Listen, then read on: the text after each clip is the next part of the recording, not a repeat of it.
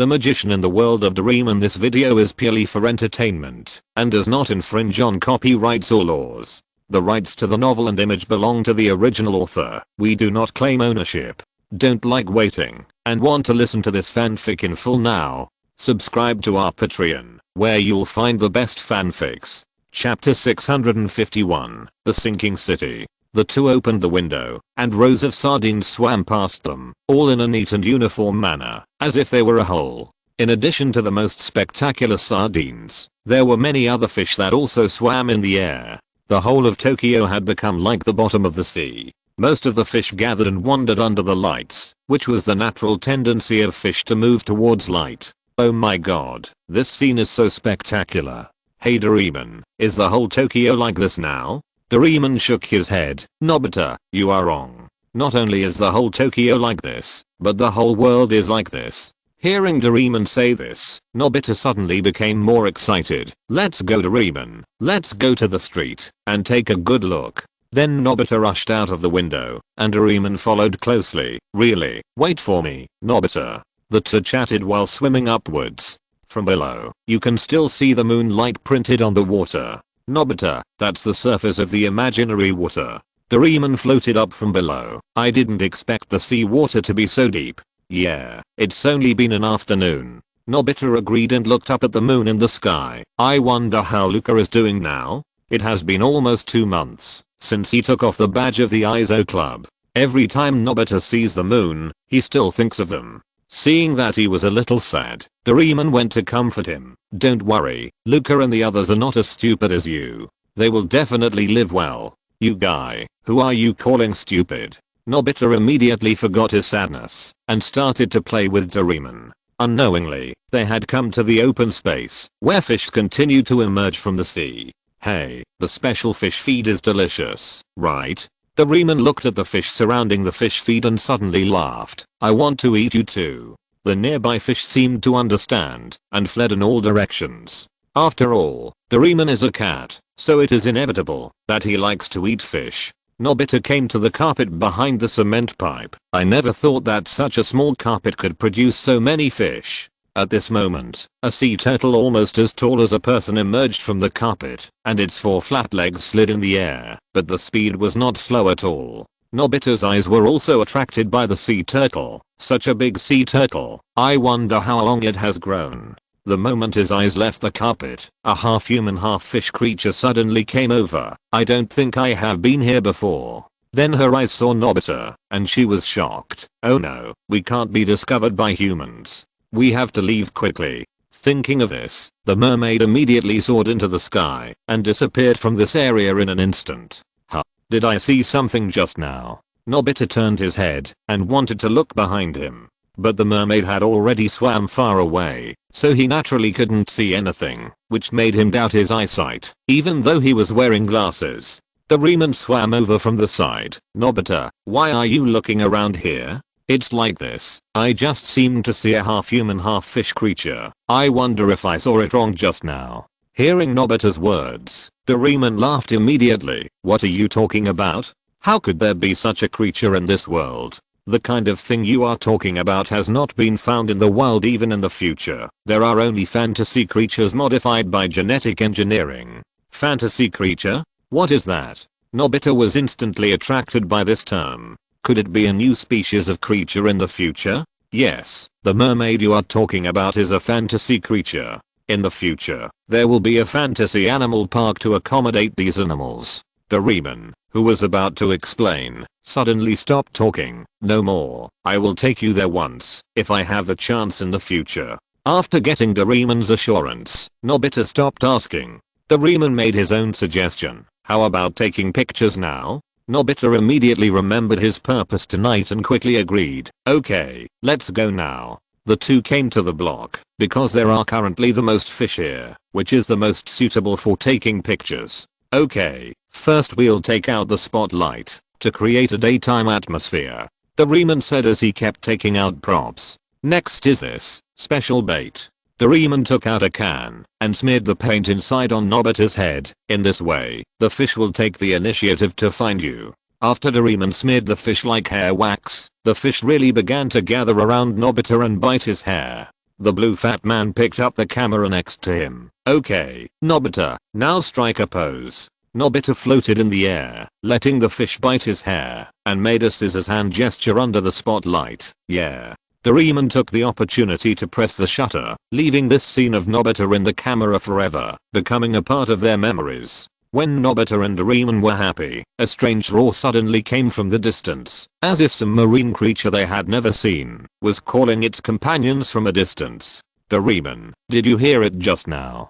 That strange cry. Nobita looked into the distance, feeling a little uneasy. Doraemon was also a little worried. Yes, I just heard that roar. Why don't we go and have a look? The two immediately swam towards the source of the sound. After all, they brought this sea to them, and if something happened, they would naturally be responsible. Mr. Policeman, there is a shark. A drunk man who was unrecognizable was stammering about the scene he had just seen. Okay, sir, please calm down. The policeman was a little confused. This is Tokyo City. On the ground, how could there be a shark? He grabbed the other's shoulder. It's true. I just saw a shark swimming past the corner of the cigarette shop. The policeman subconsciously moved away from him. Now he could clearly smell the smell of cigarettes and alcohol in the other's mouth, which was choking. Mister, I think you are drunk. The policeman pushed him away. You'd better go back early. I still have to patrol. After that, the policeman no longer paid attention to what the drunk said, rode his bicycle, and left on his own. Drunk, me. The drunk pointed at his nose, seeming confused. I seem to be drunk, he. After saying that, he groped the wall and slowly walked towards home. Nobita and Doraemon also arrived at the battlefield. When he saw the drunk, Nobita subconsciously called out his name. Dad. Chapter 652. Good night. Nobita, Doraemon. Why are you here? Dad stood up shakily. Let me tell you, I just saw a shark. The two were shocked after hearing this. Could it be that the creature Nobita saw just now was actually a shark? Hey, why are you flying in the sky? It's so strange.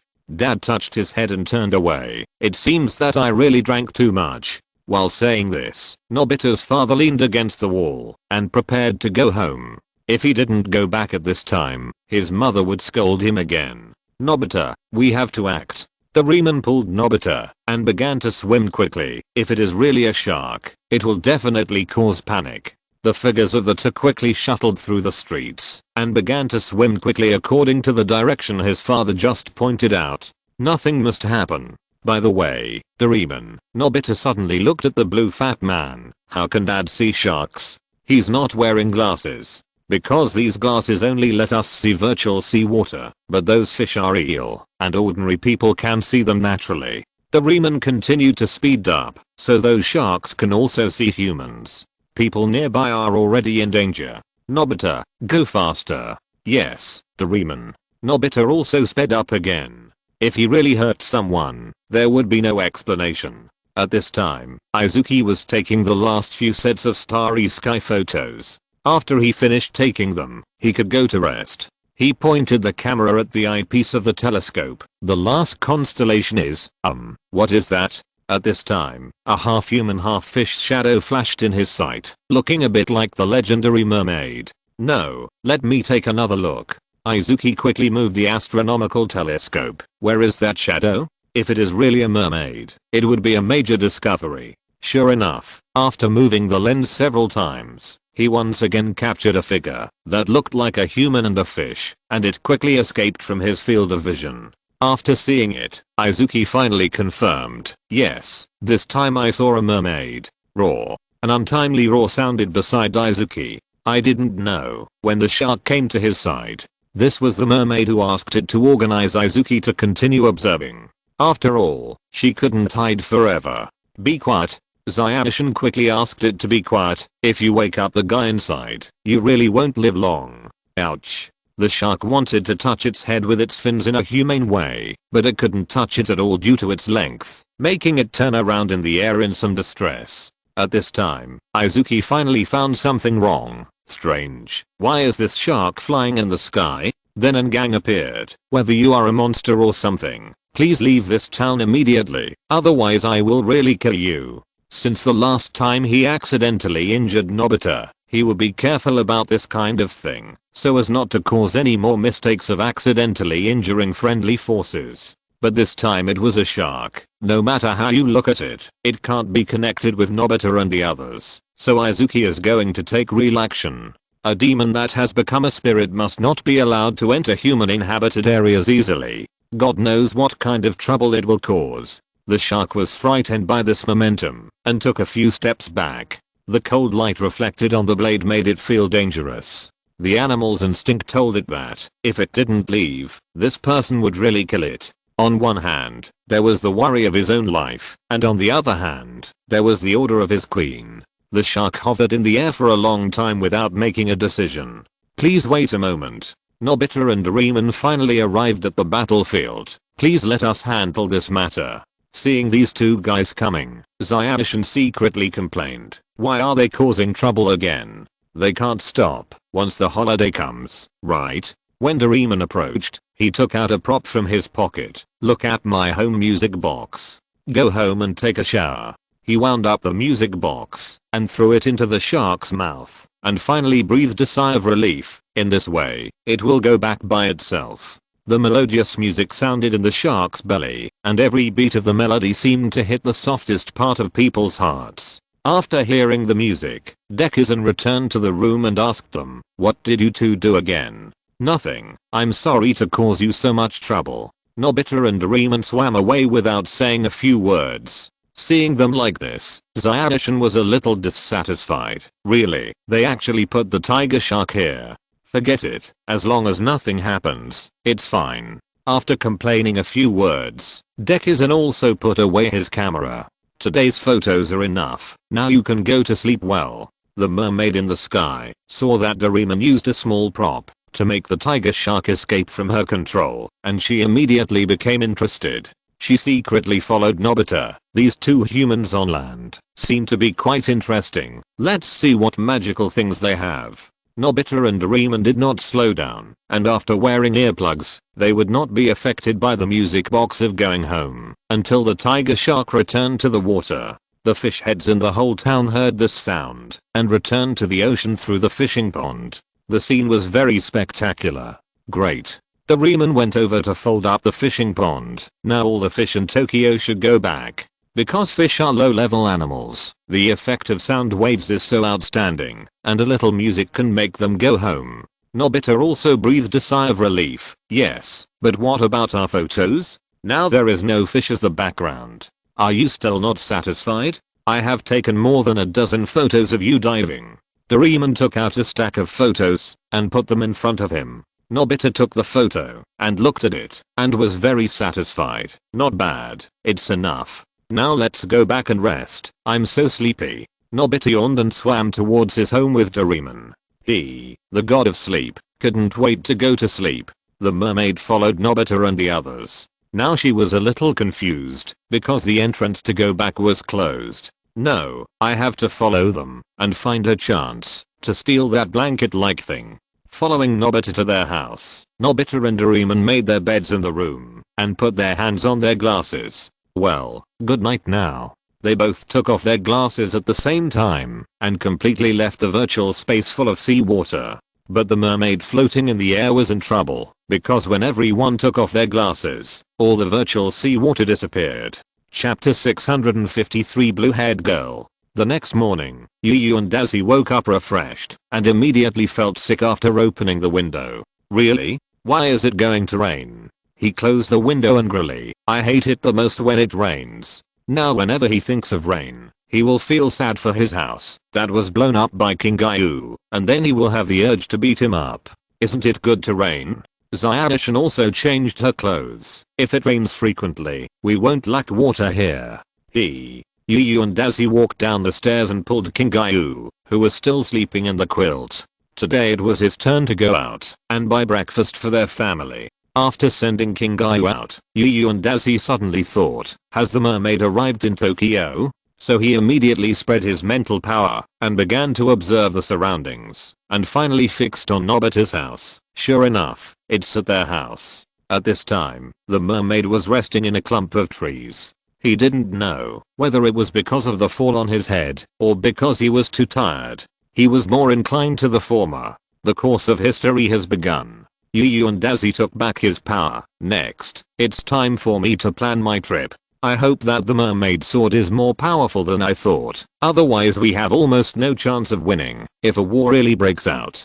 The other side is not a fool. He did not intend to change the plot here. It would be more convenient to wait for Nobita to bring the mermaid to the door. After a while, Nobita finally got up and walked to the yard below. Really, it looks like it's going to rain today. Nobita, come and see the photos we took yesterday. Doraemon's excited voice came from inside. Hearing his call, Nobita turned around and prepared to close the door. I'm coming. There's no need to rush so much. The photos won't run away. Just as he was about to walk into the room, an object suddenly fell from an old tree in the courtyard, which scared him. What is that? Is it a monster? Seeing that there was no sound inside, Nobita carefully approached the bushes, intending to take this opportunity to find out. What is this? He stopped in front of the bushes and slowly put his head in. Could it be last night?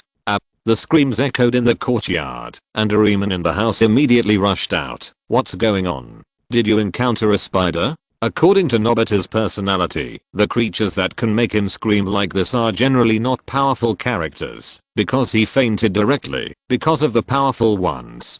Doraemon, look. Nobita lay on the ground and backed away using his hands and feet. I tell you, there seems to be a mermaid in this jungle. The mermaid who fell just now finally woke up. Really, where am I now? Oh, I remember it. Last night, the human and the beaver cat closed the passage for me to go back. I have to find a way to go back. No, that's not right. They have discovered me. I have to ensure that my identity is not discovered first. Thinking of this, the mermaid pressed the button on the belt of her costume, and the mermaid instantly turned into 2 feet, looking no different from an ordinary person. Doraemon approached the bushes cautiously. Are you serious? Is there really a mermaid in here? Absolutely. Nobita nodded vigorously. He really saw a half-human, half-fish mermaid just now. Doraemon carefully put his head in to take a look, and then quickly withdrew. Nobita, did you see it wrong? What I saw just now was clearly a beautiful girl. How could it be a mermaid?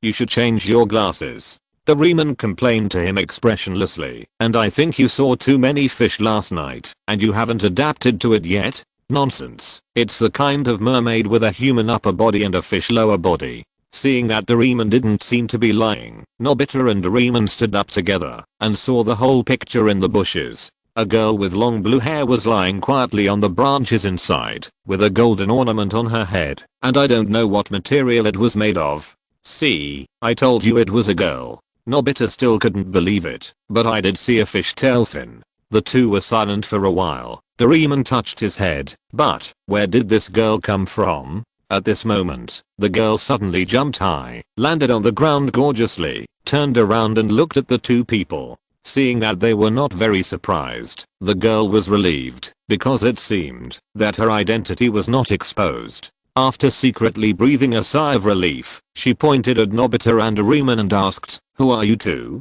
Which land is this? How far is it from the Pacific Ocean?" After asking a lot of questions, Nobita and Doraemon looked at each other. They didn't even understand a single punctuation mark that the man said. Just when they didn't know what to do, the door next to them was suddenly opened. "Nobita, what are you doing so early in the morning?" At this moment, she suddenly saw this little sister, and her face changed instantly. "Ah, what a cute little sister. Is she your new friend?" Then she shouted to Nobita in a tone of disappointment. "Nobita, why don't you invite this little friend in to sit down?" After getting his mother's affirmation, Nobita tried to walk up to her and communicate with her. "Let's go in and sit down. What do you want to drink?" Seeing that these people didn't seem to be hostile to her, she finally nodded and followed them back to the room. When she walked into Nobita's room, she first looked around to see if there was an escape route here. And Nobita went down and brought her a glass of juice. "Please have it. We don't have anything good at home. Sorry for the embarrassment." She looked at the juice with some hesitation, but Nobita had a reassuring aura, so she chose to believe Nobita. After the juice, she first took a sip, and then her eyes suddenly widened.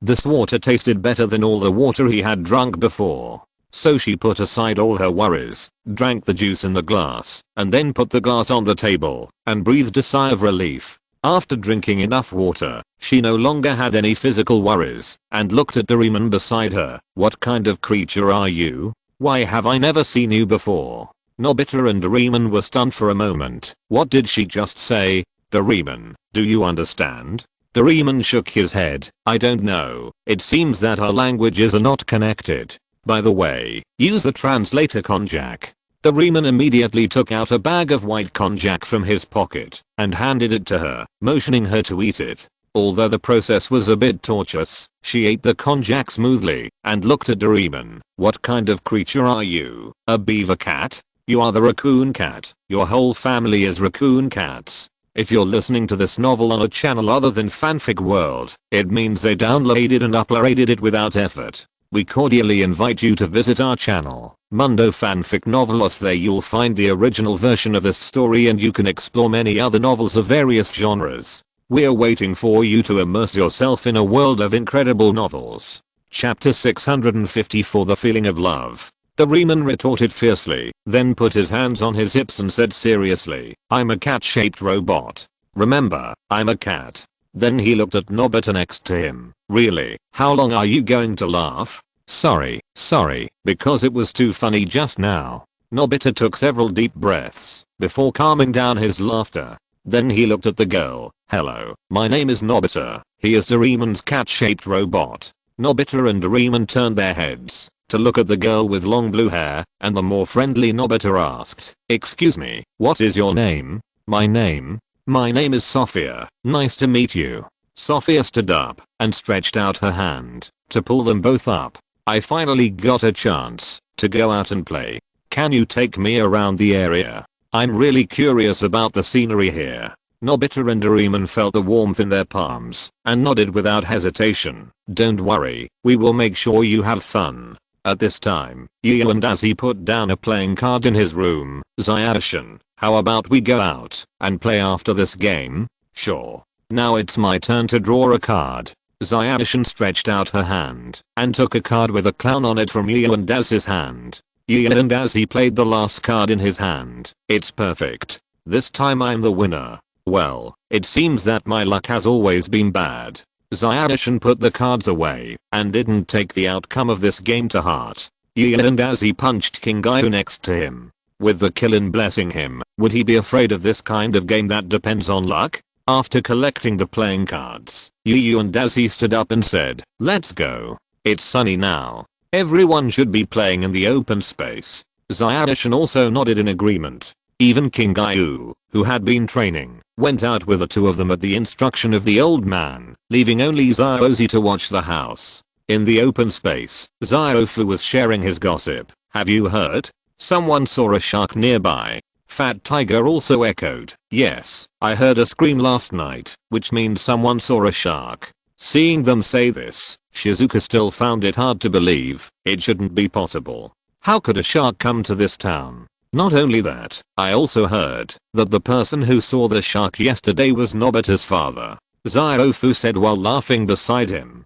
It is said that he drank too much last night, so he saw a phantom on the street. He is really cut from the same mold as Nobita. Huh? Are you talking about me? Nobita suddenly appeared in the open space, followed by Doraemon and Sophia. At this time, Sophia turned her head from the side, and Fat Tiger and Sunia were stunned when they saw her face. The moment Sunia saw her face, he suddenly felt that he was in love, and the whole person began to fall forward uncontrollably. When he finally came to his senses, he had already slipped down from the cement pipe above. Oh, help.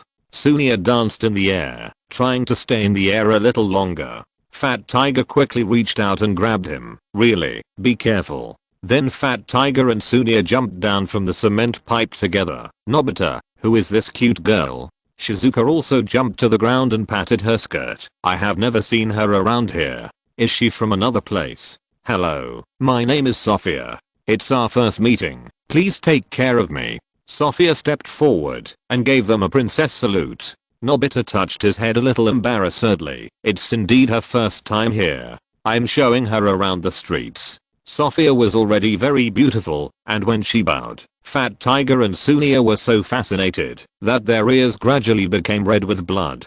Fat Tiger, who was the most impatient, stepped forward. "Hello, my name is Fat Tiger, and I'm Nobita's close friend." Sunia, who couldn't hold back, also stepped forward. "My name is Bonagawa Sunia, and I'm the richest family here." Hearing his self-introduction, Sophia smiled indifferently. No matter how rich your family is, can it be as rich as mine? But Sunia didn't think so. He just saw that the young lady smiled at him. Is this a hint? "Hello, my name is Minamoto Shizuka." Shizuka also returned the greeting to her, and then asked, "You are not a resident nearby, so where are you from? Why did you come here?" Sophia wanted to make up a lie to fool them, but at this moment, he suddenly saw a plane leaving the sky. What is that?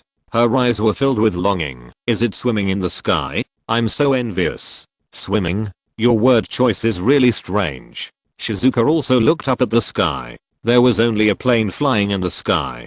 She wanted to continue asking, but Sophia's fresh and unconventional words interrupted her, and she threw her original intention behind her. "It's just a passenger plane." Sunia looked at Sophia with doubt in his eyes. "You haven't even seen an airplane?" Although airplanes are still a luxury, and not everyone has ridden them, if someone says that they have never seen one, how backward must the place they live in be? Seeing that Sunia's words were a bit rude, Fat Tiger quickly hugged Sunia. "Really? How can you be so rude? Maybe she has lived in the countryside since she was a child, so she has never seen such things. Do you have to say such things?" Then Fat Tiger looked at Nobita. "Let's go. Let's take her to stroll around the nearby streets. Don't let her wait anxiously. Hey, what are you playing? How about we join in?" Gian and Azzy and Demission appeared at the edge of the open space, looking at everyone with a smile. "TSK, two more are here?" Fat Tiger looked at Gian and Azzy and Demission with some reluctance. If two more rivals come, then wouldn't it be even more likely for him to pursue Sophia? But he can't not take them with him. Nobita immediately agreed on behalf of the others. "Of course, no problem. Let's go. I believe Sophia must want to visit the nearby area, right?" Sophia nodded with a smile, and Fat Tiger and Sunia could only accept the reality. "Okay, we will introduce this place to you. Since the quality is not as good as these two academic masters, then they will use the old, but tried and tested routine of being attentive to pick up girls." Nobita and Doraemon took the lead and walked away, and Fat Tiger, Sunia, Shizuka and the other two took turns following them to explain. As for Yu and Eiji and Ikushan, they just followed quietly behind and looked at Sophia. Chapter 655, A Girl from the Countryside? "Dazzy, you should have discovered it, right?" Zyadishan looked at Sophia's back and asked him with her mental power. Yu and Dazzy nodded. "Yes, this girl named Sophia seems to have a different structure from the creatures on Earth." Yu and Dazzy naturally knew the inside story, but now he had to pretend not to know to avoid any misunderstanding. "Yes, there is indeed a problem with the biological structure." Zyadishan frowned even more tightly, and the material of her clothes seems strange too. "That's right, this dress is not made of materials that can be found on Earth. At least from the Earth technology we know, this kind of high-tech bionic material should not be able to be made. In their perception, this dress seems to have its own life and will automatically transform into a living thing." "Mr. Dazzy, do you think he is a person who came back from the future, or a person from a highly developed alien planet?" "None of this is important. Now she doesn't seem to be hostile to us. We can try to contact her and get more information about her." Ian and Azzy smiled and comforted him. "If the other party is really hostile, it won't be too late for us to go there and search again. In fact, Ian and Azzy has already reserved the crown on the other party's head, but this thing that will make people hate must first find a legitimate reason." After walking in the nearby streets for a long time, Sophia gradually became familiar with the environment here, and a smile appeared on her face. When they walked in front of a supermarket, Yu and Azzy suddenly stopped. "Let's go buy some ice cream now. The temperature has been a bit high recently." Everyone said that they had no objection, walked into the store together, and chose their favorite ice cream. "What is this?" Sophia stood in front of the refrigerator, pointing at the ice cream inside. "Is it some kind of food? I don't think I've ever seen it before." "No way. This thing is a magical way to cool down in the summer. How could you not know it?" Shizuka and Sunia looked at Sophia as if she were an alien. Seeing their reactions, Sophia knew that she had said something wrong, and she didn't know how to make up for it. Fat Tiger suddenly said, "Didn't I say before that she should have lived in the countryside all the time, so it's possible that she has never seen ice cream?" Then he pushed the refrigerator in front of Sophia. "Pick whatever you want. Anyway, it's you and Daz's treat today. Pick whatever you want." Ian and Dazzy next to him silently took a bite of the ice cream. "Did I say I'd treat you? This guy just wants to cheat me out of money. And the most hateful thing is that he used my money to pick up girls. This guy is such a bastard." Thinking of this, Yu and Dazzy looked at Peihuanku with a bit of unkindness. However, in front of everyone's expectant eyes, Yu and Dazzy still took out the money. "Forget it, I'll treat you this time." "Yeah. That's great." Everyone took the ice cream and walked out of the small supermarket happily. Driven by curiosity, Sophia also picked up a vanilla cream ice cream and walked out of the door with everyone. Let's go to the back mountain to have a look." Doraemon pointed to the forbidden mountain. "There are many different plants there." Yu and Dazzy still reminded everyone in time. "Then you should be careful. Anyway, don't stay too far away from me, otherwise I can't guarantee your safety."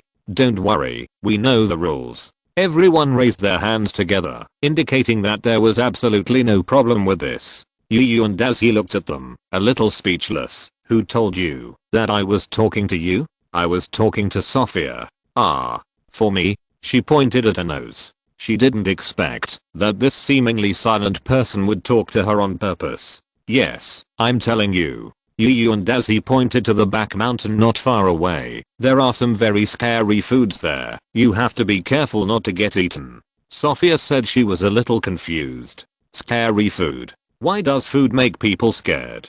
With this doubt, they walked to a crossroads. It was just the time when the green light was about to turn red, and everyone quickened their pace. But Sophia didn't know the meaning of these signs, so she didn't know whether she should speed up now. When she saw everyone rushing forward, she was ready to catch up with everyone, but she was attracted by the car on the side of the street. "What is this?" She looked at the car approaching quickly, without any intention of dodging, but was thinking, it seems to be some kind of transportation. Seeing that the girl really didn't intend to get out of the way, the driver had to step on the brakes, barely saving her life. "Alas, you little kid." The driver stuck his head out and cursed. "Do you know how dangerous it is for you to do this? Are you really going to die?" The cars behind saw the first car brake suddenly, so they had to brake with him, and soon there were cars on the street. But Sophia seemed to be frightened by the driver. She stood there motionless, not knowing what to do. "I'm sorry." Doraemon took Sophia away from the side with the bamboo dragonfly. "I'm sorry for causing you so much trouble. Please forgive me." The driver below saw that she had been taken away, and he stopped cursing and stepped on the accelerator to leave the traffic light intersection. You know, there is a long line of cars behind him now. If he doesn't leave, he will be the one to be scolded by others. "Really, why do you always cause trouble to others?" Doraemon looked at Sophia in the air, feeling helpless. Sophia quickly apologized. "I'm sorry, I didn't know I would cause you so much trouble." Then she found that she could actually stay in the sky with Doraemon. "Isn't this incredible? Doraemon, how do you swim in the air?" Sophia pointed at the bamboo dragonfly on his head. "Is it because of this thing that is still spinning?" Doraemon nodded. "Yes, this prop is called a bamboo dragonfly. It can be used to overcome gravity and fly in the sky, not swimming in the sky as you said." Doraemon took Sophia back to the team. "Okay, let's go to the back mountain to see the scenery." "Wait, can I try the prop called bamboo dragonfly you mentioned first?" She looked at the bamboo dragonfly, very eager. Seeing her expectant expression, D-Mushin tried to suggest, "Why don't we play with the bamboo dragonfly first? Anyway, it's just the difference between being on the ground and in the sky." Yu and Dazzy also looked at Doraemon. "What do you think? You won't be reluctant to part with your bamboo dragonfly, right?" Doraemon shook his head. "It's not because I don't want to part with it. The forest in the back mountain is dense and not suitable for flying. If you want to use the bamboo dragonfly, then it's better to change the venue." Chapter 656, Fish out of water. Yahoo! Not long after, Sophia was flying low over the park with her brand new bamboo helicopter. The others followed her and flew together. Sophia, wait a minute, don't fly too fast. Lion, Yu and Dazzy and the other three also put on bamboo helicopters and flew freely behind everyone. Doraemon, is this really okay? Xiaoshan flew to the side of Doraemon. Will using flying props here affect other people's normal walks? Don't worry, I have investigated this park, and there are basically no people at this time, so you can play without worry. Doraemon waved his hand, indicating that he didn't have to worry about this problem at all. King Gyu looked at the bamboo helicopter above his head while flying. I thought the principle of this prop was to drag other people's heads up. What a joke. Can the human neck withstand this kind of pulling force? Xiaofu next to him laughed dumbly. And as he explained to him, it is anti-gravity energy, not pulling someone's head to fly with him. Otherwise the body can't be in a straight line. Sophia in front was flying faster and faster, and she was gradually out of touch with everyone, which made them feel a little scared. Wait for Sophia. Nobita and Doraemon chased her frantically. If you fly too fast, your body may not be able to adapt to that speed. But Sophia was already in an excited state of being able to swim in the sky, so she automatically filtered out their words. I never thought that one day I would be able to swim in the sky. Sophia looked at the sky. Then can I go to the sky and see the stars shining on the ocean? Originally, she was a little worried in her heart. If she flew too high, would there really be any problems? But she knew more clearly that if she missed this opportunity, she might never be so close to the sun again. No matter what, let's go and take a look. Sophia controlled the bamboo dragonfly to fly upwards through her body. Please forgive my willfulness this time, Grandma. The people behind saw her flying vertically upwards and had no choice but to follow her, lest anything happen to her. On the cloud, Sophia's figure suddenly broke through the layers of barriers and came to the top of the cloud. Is this the sky? It's so beautiful. Sophia looked at the clouds that kept dispersing and reorganizing nearby and thought to herself, sure enough, my adventure this time is really worth it. Then she looked up at the sky again, looking at the other mother who had been watching her since she was born. Sophia slowly stretched out her hand towards the sun. Is this the sun? It's so high above us, it's really an unreachable distance. There was a smile on the corner of her mouth, and her consciousness gradually fell into darkness. Fish can't stay out of water for too long, and mermaids are no exception. What's more, coming to a place like the cloud with abundant ultraviolet rays, the damage to fish skin is even more difficult to estimate. After losing consciousness in the air, Nobita and the others finally arrived here. Sophia, where are you? No need to look for it. Everyone follow me. And as he immediately locked Sophia's position with his mental power and brought everyone to her. Sophia, what's wrong with you?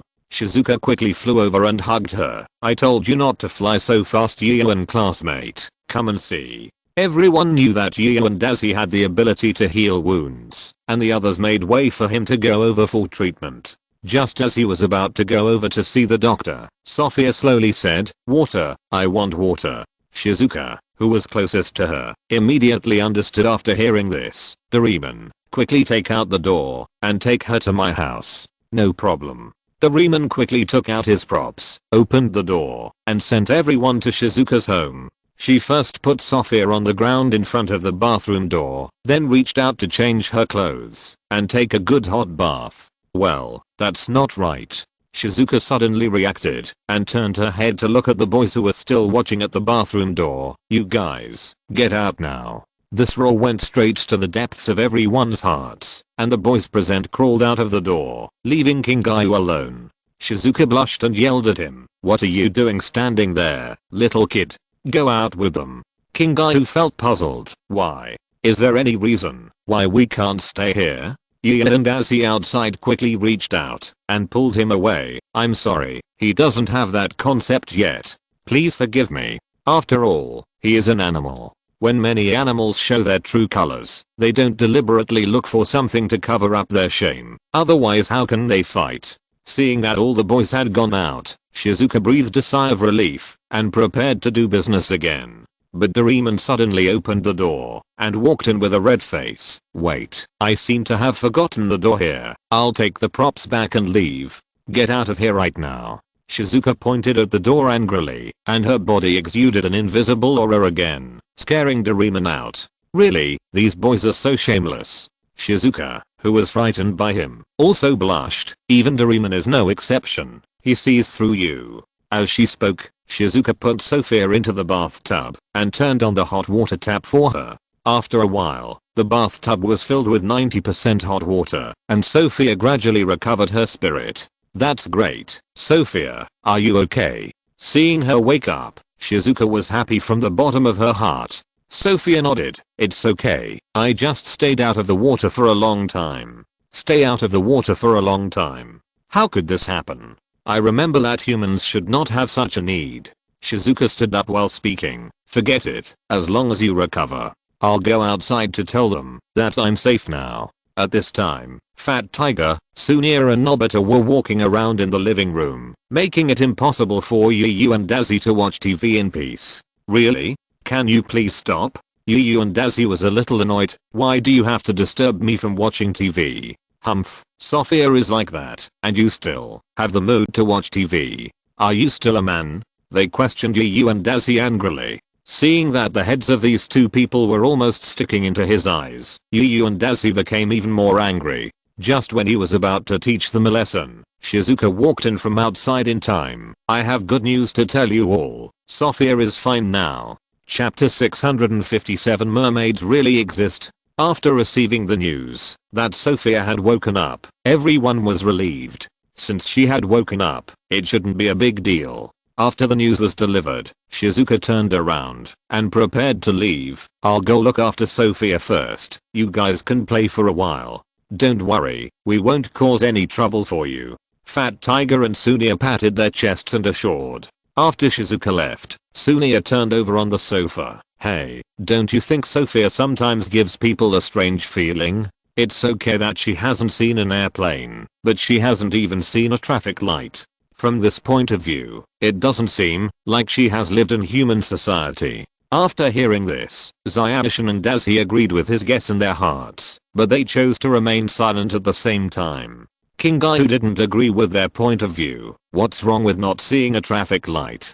Can't we live without traffic lights? Shut up, you have nothing to do here now. Yin and Dazzy tapped him on the head twice, signaling him not to talk nonsense. After no one interrupted him, Sunia continued to express his opinion. If you ask me, I think Sophia might be a kappa. That's why she behaves so strangely. Fat Tiger, who was lying on the ground to rest, heard Sunia's guess. His hand slipped, and his head almost fell to the ground. Then he stood up and held Sunia's head. What are you talking about? Sophia is so cute. How could she be a kappa? And Yu and Dazzy silently praised him in his heart. You are really smart. Your guess is closer to the truth. Sophia did come from the water. If he could consider her appearance, he might really guess it. That's right.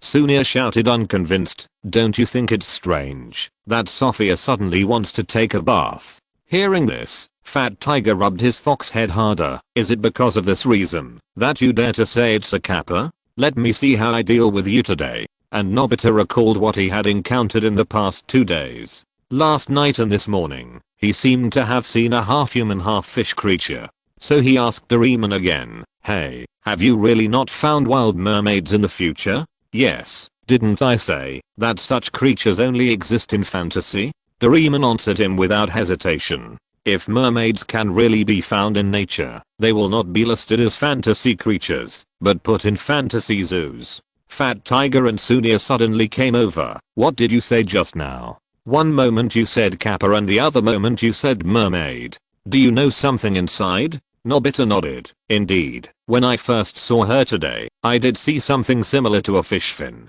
Fat Tiger and the others fell into deep thought, and Doraemon also began to think, if you say so, then it is indeed possible. After a period of silence, they suddenly focused their attention on Yu and Dazzy and Dekisugi. These two people were a little abnormal. If they were discussing such a stupid question at ordinary times, then the two of them would definitely come over and say a lot of reasons. Even if they did not participate in the discussion, at least Yu and Dazzy should be laughing on the side. But the two of them have been silent, which has already shown to a certain extent that there is something fishy about this matter. Hey, you two, Fat Tiger and Sunir asked at the same time, do you know anything about mermaids? Zyashin was thinking about the possibilities they mentioned. According to various aspects, the possibility that Sophia is a mermaid is very high. But Yu and as he said that he had never seen a mermaid, and he still had some doubts about whether mermaids really exist in this world. Suddenly, Fat Tiger next to him pushed Yu Mushin and said, I'm asking you, do you think Sophia is a mermaid? Because Yu and Dazi didn't seem to want to talk, and Yu Mushin's temper was much better, so he chose to push Zyashin instead of Dazi. The others also looked at him nervously. If he had never heard of a superpower, then there might be really no way. Zyashin thought for a while and said, I'm not sure either, but from the known conditions, this possibility cannot be ruled out. Wait, if that's the case, do mermaids really exist? They became excited instantly. This is another big news. But Zyoshan shook his head. I don't know, because I have never seen it, and I have never verified this issue. At this moment, he felt a little regretful. If he had known this would happen, they should have taken time to visit the bottom of the sea in various places when they traveled around the world. Seeing that everyone was a little disappointed, Zyashin quickly said, how about this? Why don't I introduce you to the origin of mermaids? Hearing that he was going to tell a story, the others quickly sat down and said happily, okay. According to records, the earliest mermaid legend appeared 5,000 years ago, which is a very old legend. The so-called mermaid is the same as what Nobita described before. That is, the upper body is human and the lower body is fish. And what surprised me the most is that most of the legends of mermaids are basically circulated in the waters near the Pacific Ocean. In this regard, I cannot assert that mermaids have never existed on this planet. Hearing him say this, everyone suddenly became more excited. In this case, is it really possible that mermaids existed in the past? Doraemon also took out the time-space phone. Wait, I'll ask Doraemon to check it out. Maybe we can find some clues. When Doraemon finished talking about the matter, Shizuka in the bathroom suddenly screamed, making everyone's heart hang in the air. Oh no, Shizuka is in trouble. Everyone immediately rushed to the bathroom, hoping to solve the problem before things could get worse. When they opened the bathroom door, they saw Shizuka lying on the ground, but her legs had turned into pink fishtail fins. Shizuka, what's going on? Everyone pointed at her tail and trembled all over. How did you suddenly become a mermaid? Shizuka was sitting on the ground at a loss. She just touched Sophia's clothes and then became like this. Sophia in the bathroom saw that she could no longer hide, so she had to say, it's okay, it should be just that the clothes are deformed. Shizuka, just press the button on the belt again, and your legs will return to their original shape. Is that so?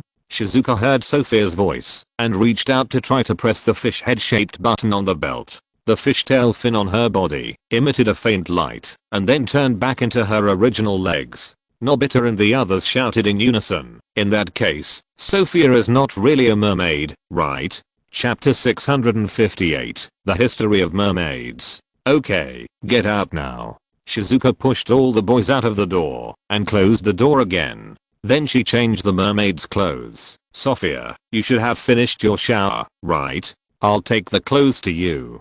She originally wanted to wash the clothes, but knowing the power of the clothes, she could only return the clothes to the other party. Sophia took the mermaid costume, and Shizuka also walked out of the bathroom. At this time, girls should also avoid suspicion. Oh, really? How can I explain this?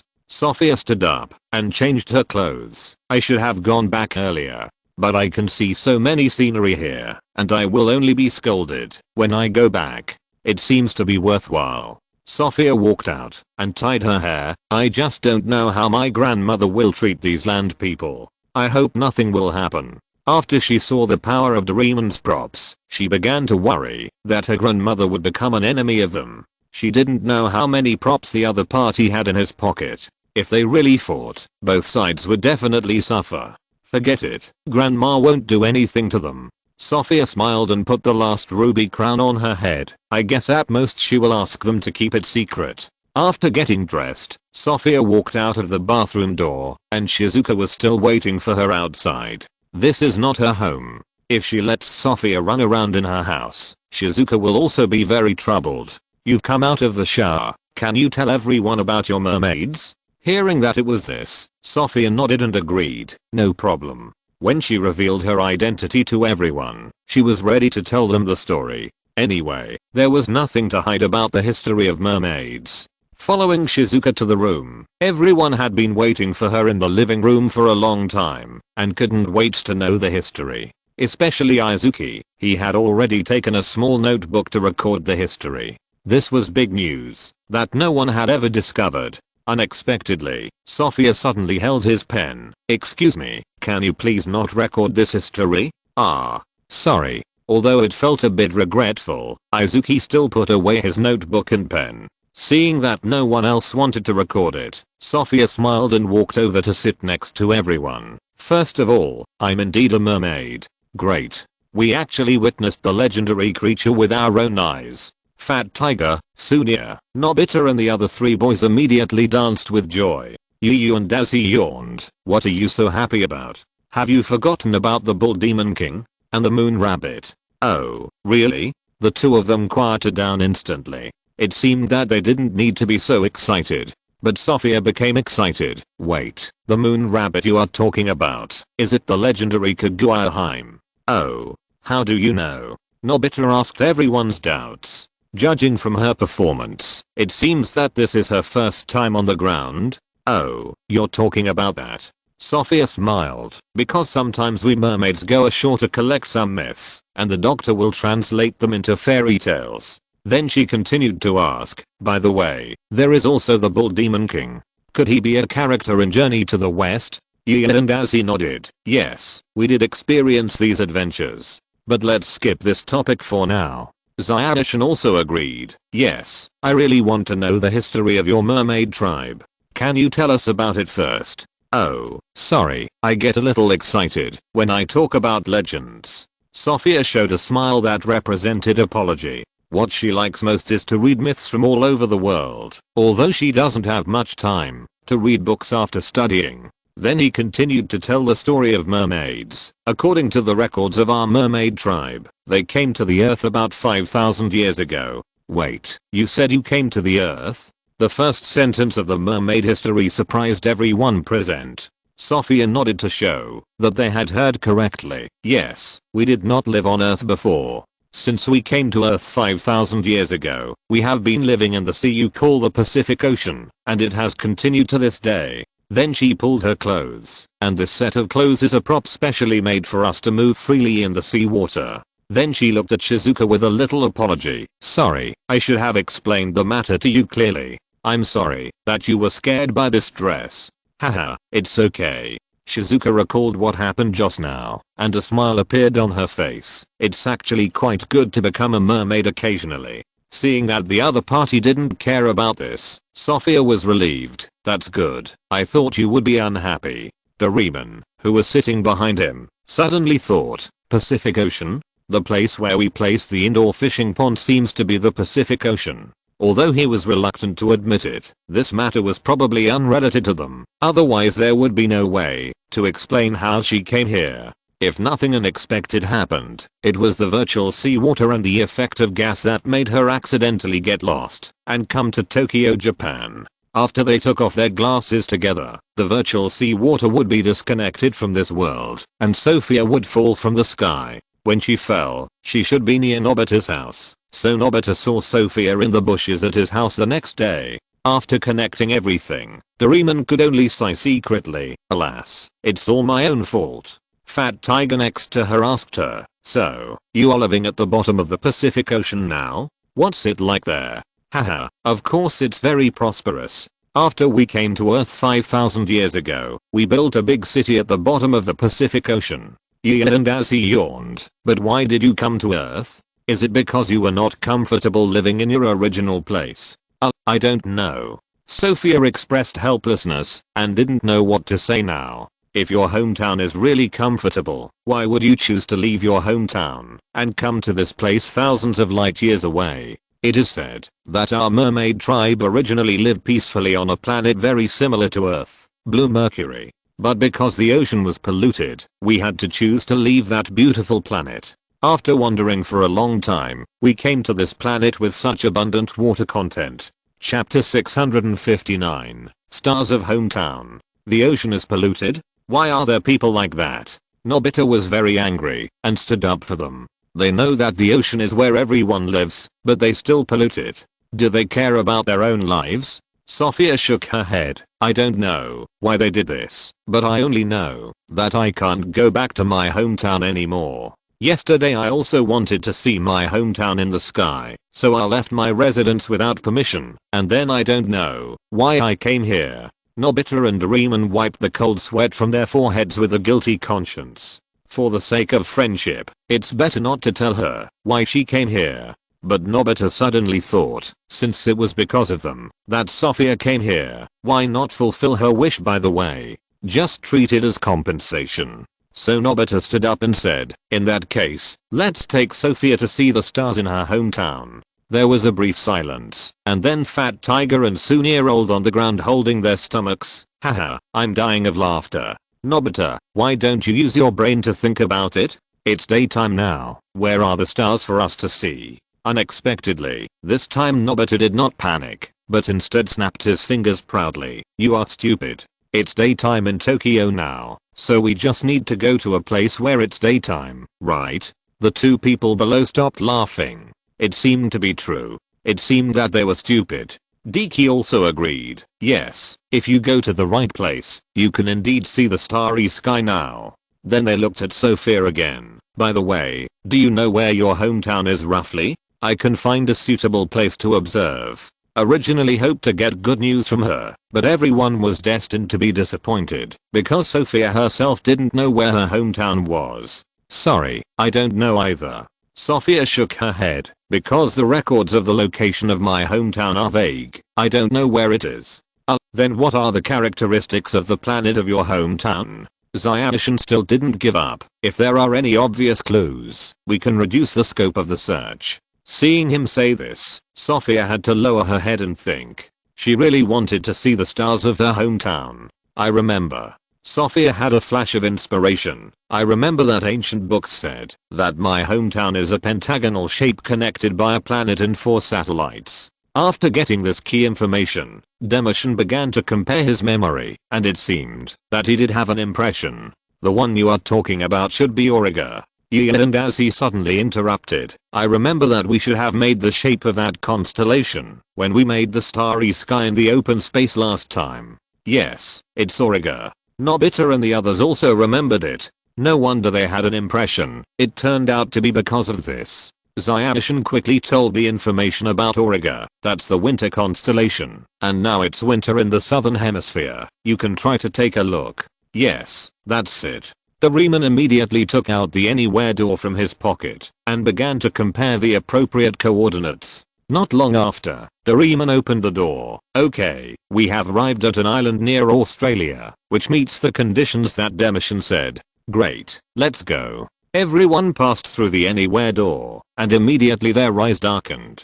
It was already night here. After everyone's eyes adapted to the darkness, their eyes caught the light spots in the sky. Everyone subconsciously chased the light and looked up, and was immediately shocked by the stars in the sky. In the night sky without artificial light, the stars were all over the sky, and the colorful light touched everyone's heartstrings, and there were faint ancient ballads in their ears. It's so beautiful. Shizuka put her hands together and said, I didn't expect that there would be a place on Earth where you can see such a beautiful starry sky. Sunia said proudly. I said it before, the best place to see the stars is on the sea. Sophia looked at Zyashin. By the way, do you know where the Auriga constellation is? I want to see the stars of my hometown.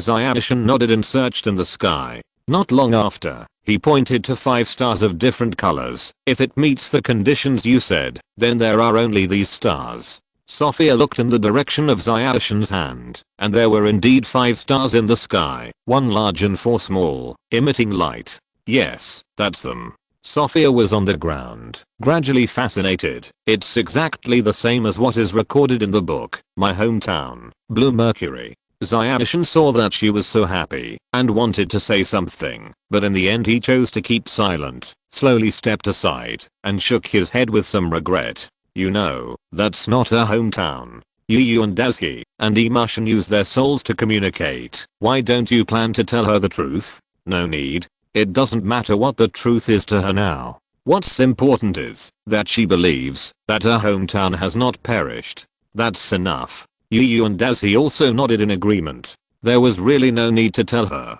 Sometimes the truth is a sharp blade that hurts people. The only stars that can shine in the sky are fixed stars. That is to say, the stars they can see now are equivalent to the sun in the solar system. How could their ancestors live on such a terrifying star? From this point of view alone, all the stars that can be seen in Origa cannot be their hometown. It's so cold. Let's go back quickly, right? Ziofu stamped his feet, not wanting to appreciate the beauty here at all. It's summer in Japan now. Although they are still wearing long sleeves, the temperature is indeed a little too low for them now. Fat Tiger said angrily, really, this little bit of cold, can it compare to the beauty of the stars in the sky? Even Nobita took the opportunity to add insult to injury. Yes, you can't even stand this little bit of temperature. Then how did you survive the winter?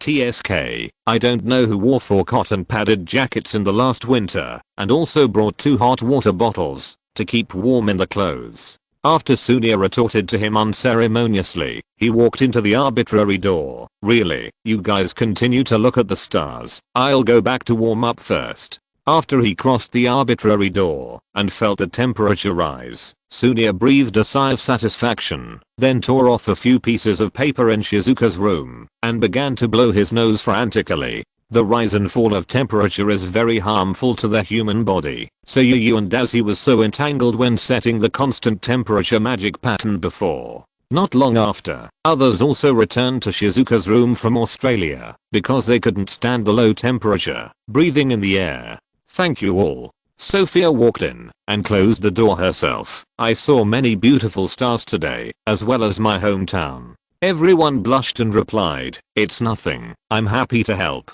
Why don't you come to our house and sit down? Sophia smiled and responded to everyone's kindness. Thank you very much, but I have been out for so long. It's almost time for me to go back to the palace. Chapter 660, Crown Seal. After hearing his words, Shizuka immediately realized the key point of the other party's words. You said you live in a palace? Are you the mermaid queen? Sophia smiled and shook her head. Not yet. I haven't officially inherited the throne yet. I'm just a princess. Then he took off the ruby crown on his head. This is the princess's crown. How about it? Beautiful, right? Everyone's eyes were focused on the crown, especially Yu and Daisuke. His eyes were almost bulging out. Old man, did you feel it? His eyes moved upwards as Sophia put on the crown. This is a magic stone that I have never seen before. What type is it? Ling Feng was silent for a long time before speaking. I don't know now, because this magic stone is still in a sealed state, and the breath has not leaked out. But judging from the strength of the seal, this gem is definitely the top gem, and it should be second only to the Archangel's staff in your hand. Hearing this, he became more excited. Really? Is there a way to break this seal? I can't wait. If there is a way to get this thing in advance, then the boss behind the scenes is Lacy, and there is no challenge at all. Unfortunately, I have no way for the time being. The old man's voice was a little lost. The seal of this thing is very strange, and I don't have any records here. Are you kidding me? You have been alive since the origin of mankind. How could there be no records? Yu and Daisuke said he didn't believe it. I have indeed seen this thing. It is very similar to the seal created by you humans, Kanji. However, this kind of spell should have been lost long ago. And as he expressed his incomprehension, so what? What is the difference between this seal and your sealing technique? Kanji created characters. He transformed the ancient cultivation methods and created his own practice technique, which is called spell. Each spell represents an independent law, and I have no way to unlock the laws contained in the combination of these spells, so I cannot break the seal. There are as many as 50 spells on this crown, and the patterns of the laws that make up them are infinitely varied, which has exceeded the limit of my deduction. At this point, the old man sighed. It's a pity that Kanji did not pass down the practice method corresponding to each spell, otherwise it would be a set of peerless magic skills. Wait a minute, what did you say just now? Gian and as he wondered if he had heard it wrong. The cultivation method corresponding to each spell. Doesn't that mean that each spell can be used as an independent cultivation system? That's right. Kanji created a unique cultivation method for each of his spells, so his set of skills is so highly regarded. Legend has it that there are 10 most basic spells, and through these 10 spells, they can be infinitely developed and varied.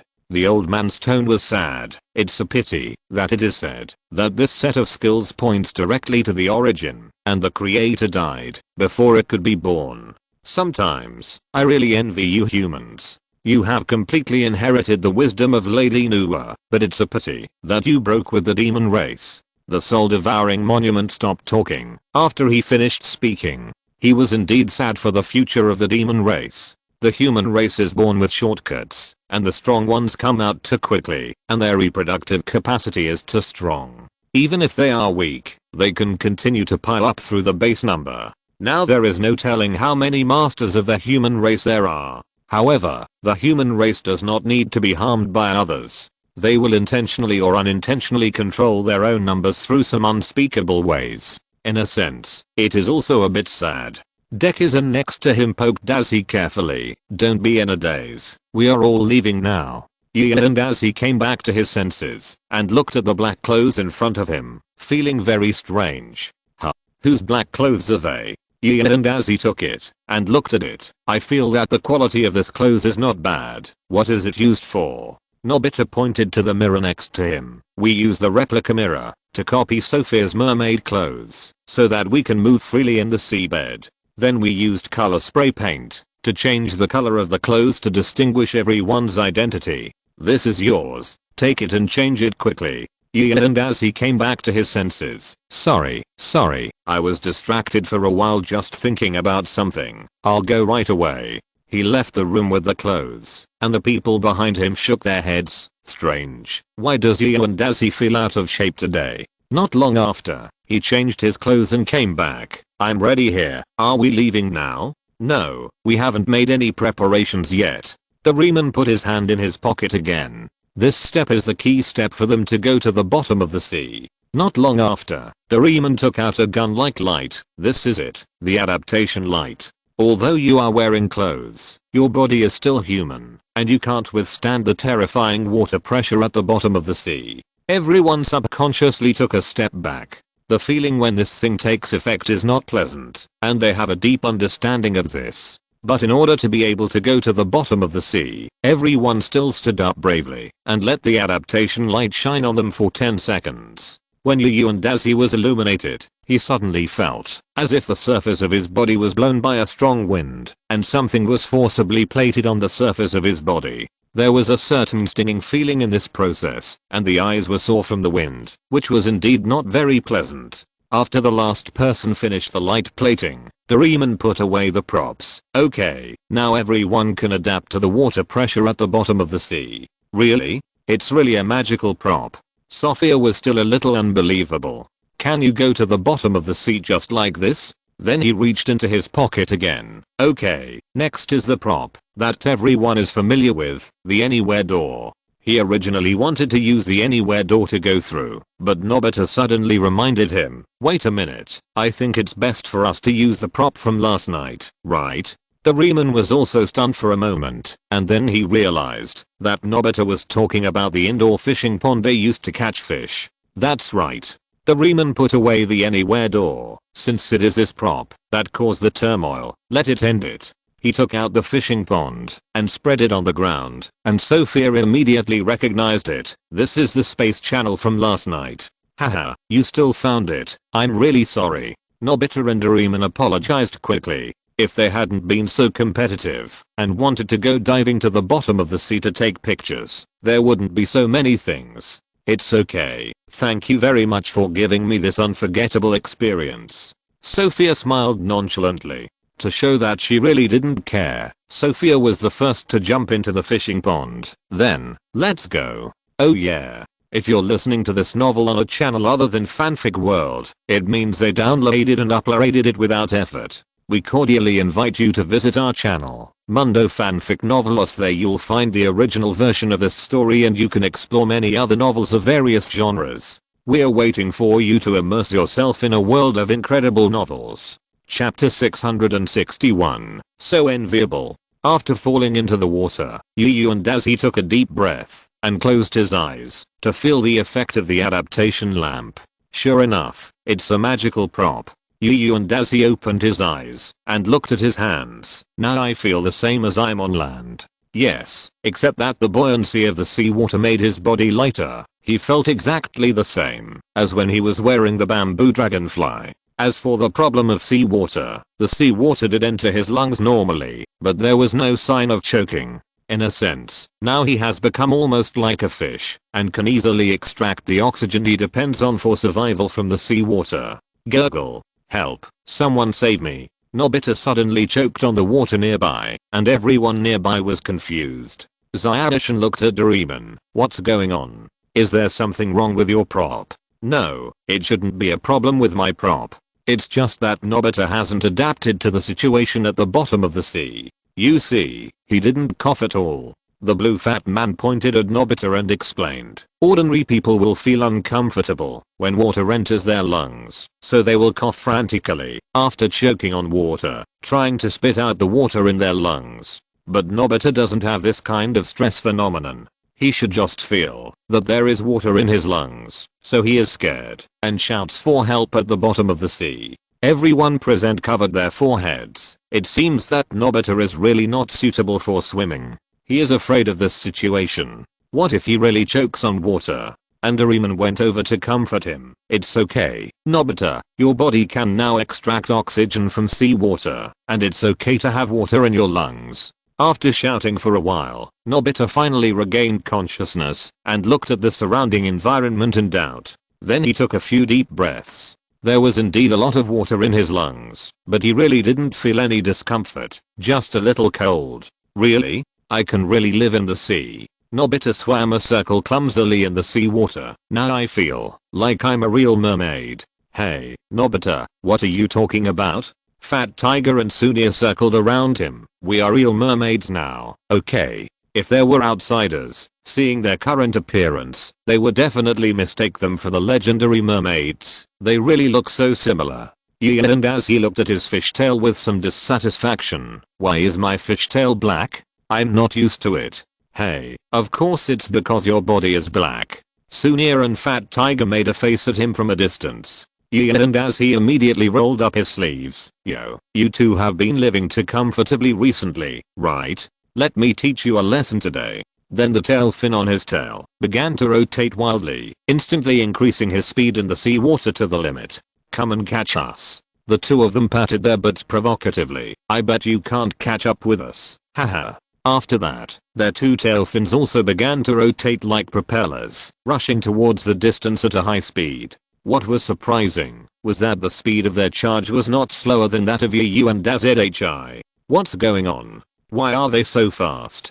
Zio-chan expressed her surprise. They are actually comparable to Dazhi's speed, Sophia explained, because after turning into a fishtail, the tail power provided by the clothes is almost the same, so the speed depends on the user's skills and endurance. Now it seems that these three children are very suitable to be mermaids. Their speed is not much slower than that of the guards. Yu and Dazhi was very annoyed behind. You two guys, relying on the same equipment, I can't catch up, right? That's right, if you have the guts, come over.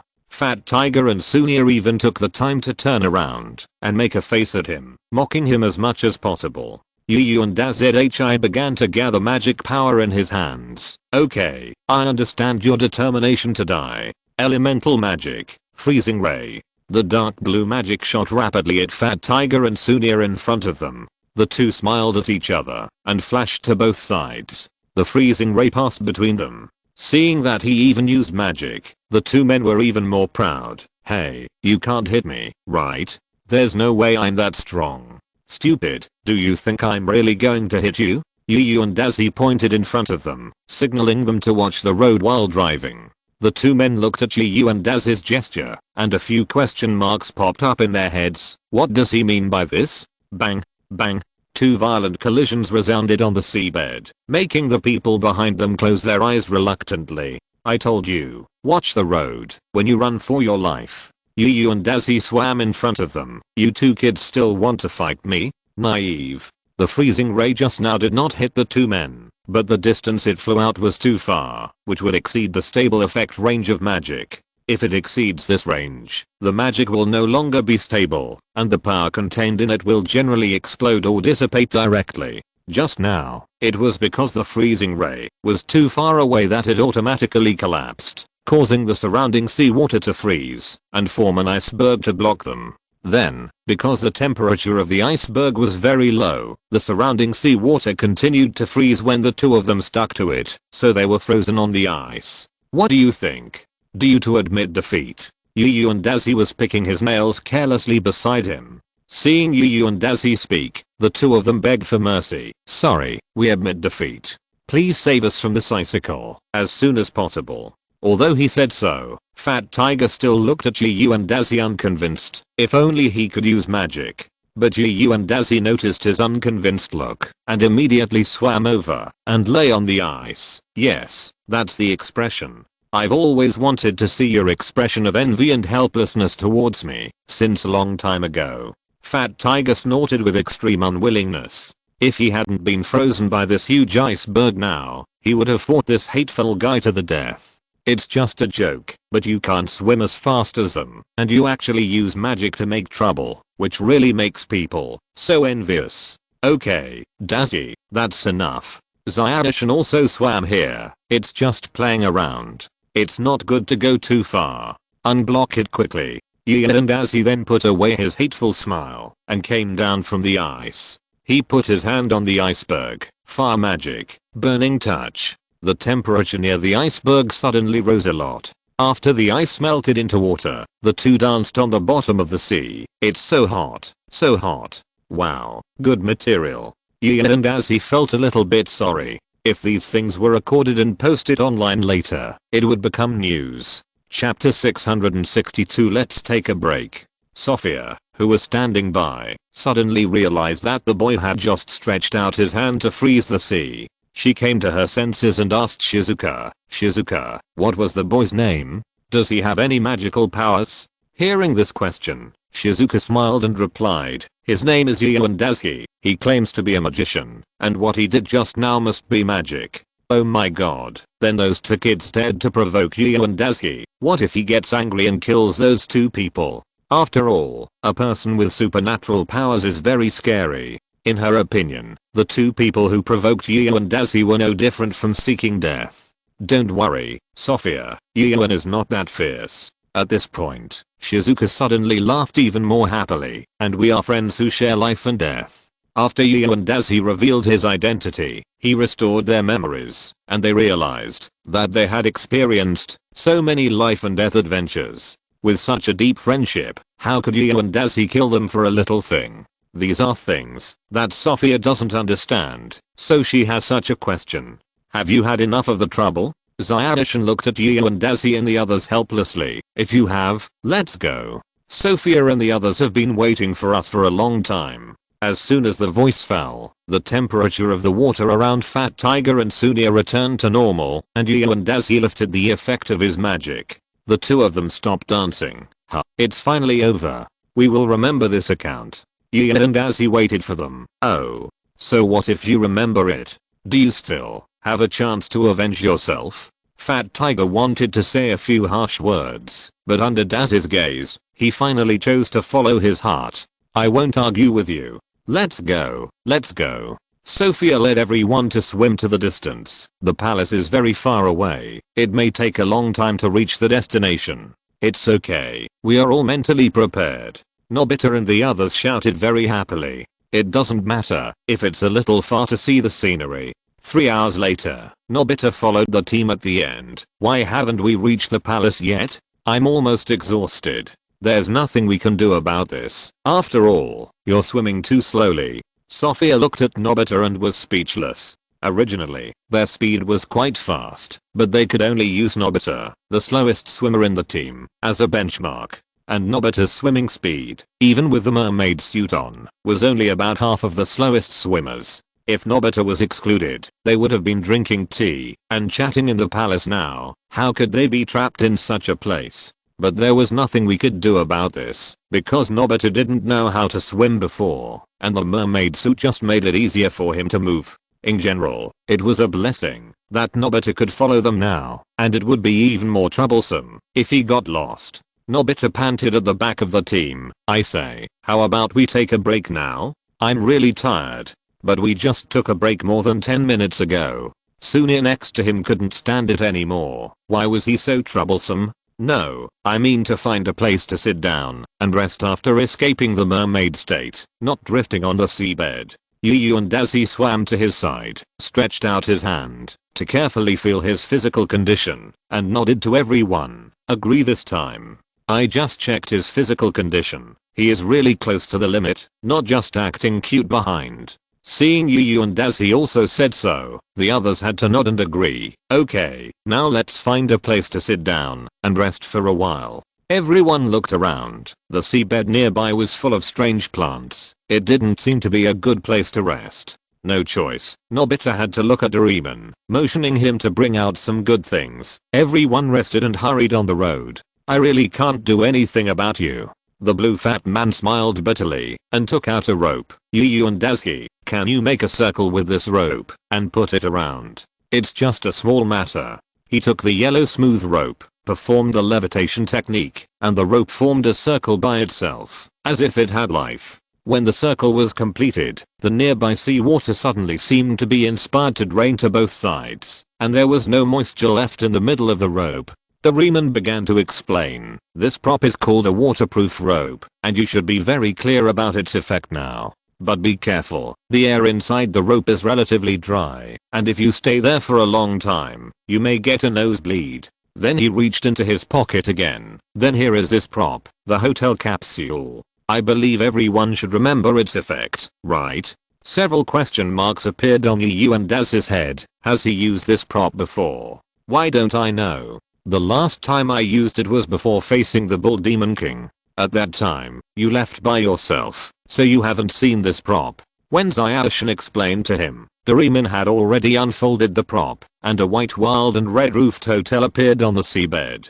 Okay, everyone come in. Doraemon waved in front and entered the hotel first to find a good position. Everyone hurried in and pressed the buttons on their abdomens. The clothes on their bodies emitted a burst of white light, and then they recovered their legs. After entering, Sophia looked at the seawater that could not be taken in, and she always felt a little dreamy. Even though she had seen a lot of black technology, she had to sigh. Is this human technology? It seems that we are far behind. No, this is technology from the future of mankind. At present, your technology is still very powerful. Zyadishan patted his shoulder to comfort her, and you are also very powerful. Even in the future, they have not found your traces. Really? Maybe our location is special. Sophia smiled and did not take it to heart. Anyway, it was not something she should worry about. Others also came in.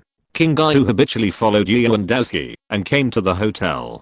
Doraemon had turned on the air conditioner. You are finally here. I thought you would play outside for a while. Doraemon, has your prop been upgraded? After Zyashin entered, he immediately found that this hotel was a little different from before. The previous capsule was for 5 people, but now it has become a hotel for 7 people. The size of the capsule should be adjusted according to the number of people. Yeah, but I didn't expect there would be more people this time. Doraemon sighed, then pointed to the table. It's noon now, why don't we eat something together? Chapter 663, Nobita's familiar operation. Not long after, everyone took a bowl of hot food and put it in front of them and ate it with relish. King Guy was still not satisfied after eating. Gian, and as he rolled his eyes at him, don't worry, I brought enough dry food this time. Because this adventure still doesn't know when it will end, and it will be troublesome if he goes back early. His space magic can indeed connect the 2 places, but the demand for magic power is outrageous, far beyond his tolerance. So he had thought of this before he went out and sealed enough dry food into white paper with dimensionality reduction in advance, just to avoid being hungry. After eating, everyone put the plates in the middle of the platform, and after a while, the white light recycled all these things. After all, it is something that you spend money to order from the future, and these tableaux can also reduce some costs after recycling. It's really amazing. Sophia looked at Doraemon. You are just like the legendary sea god Manisha. Hearing the word god, and as he subconsciously began to gather magic power. Could it be that he would encounter the gods who control the sea this time? It shouldn't be possible. He quickly denied his idea. The old man said that the general plot will still follow the movie, and the sea god should not appear here. He thought carefully about the part of the movie about the mermaid's residence, and it seemed that there was indeed no figure of the sea god. Even the sea god Manisha they mentioned did not seem to have a specific belief, let alone a link to invite the god.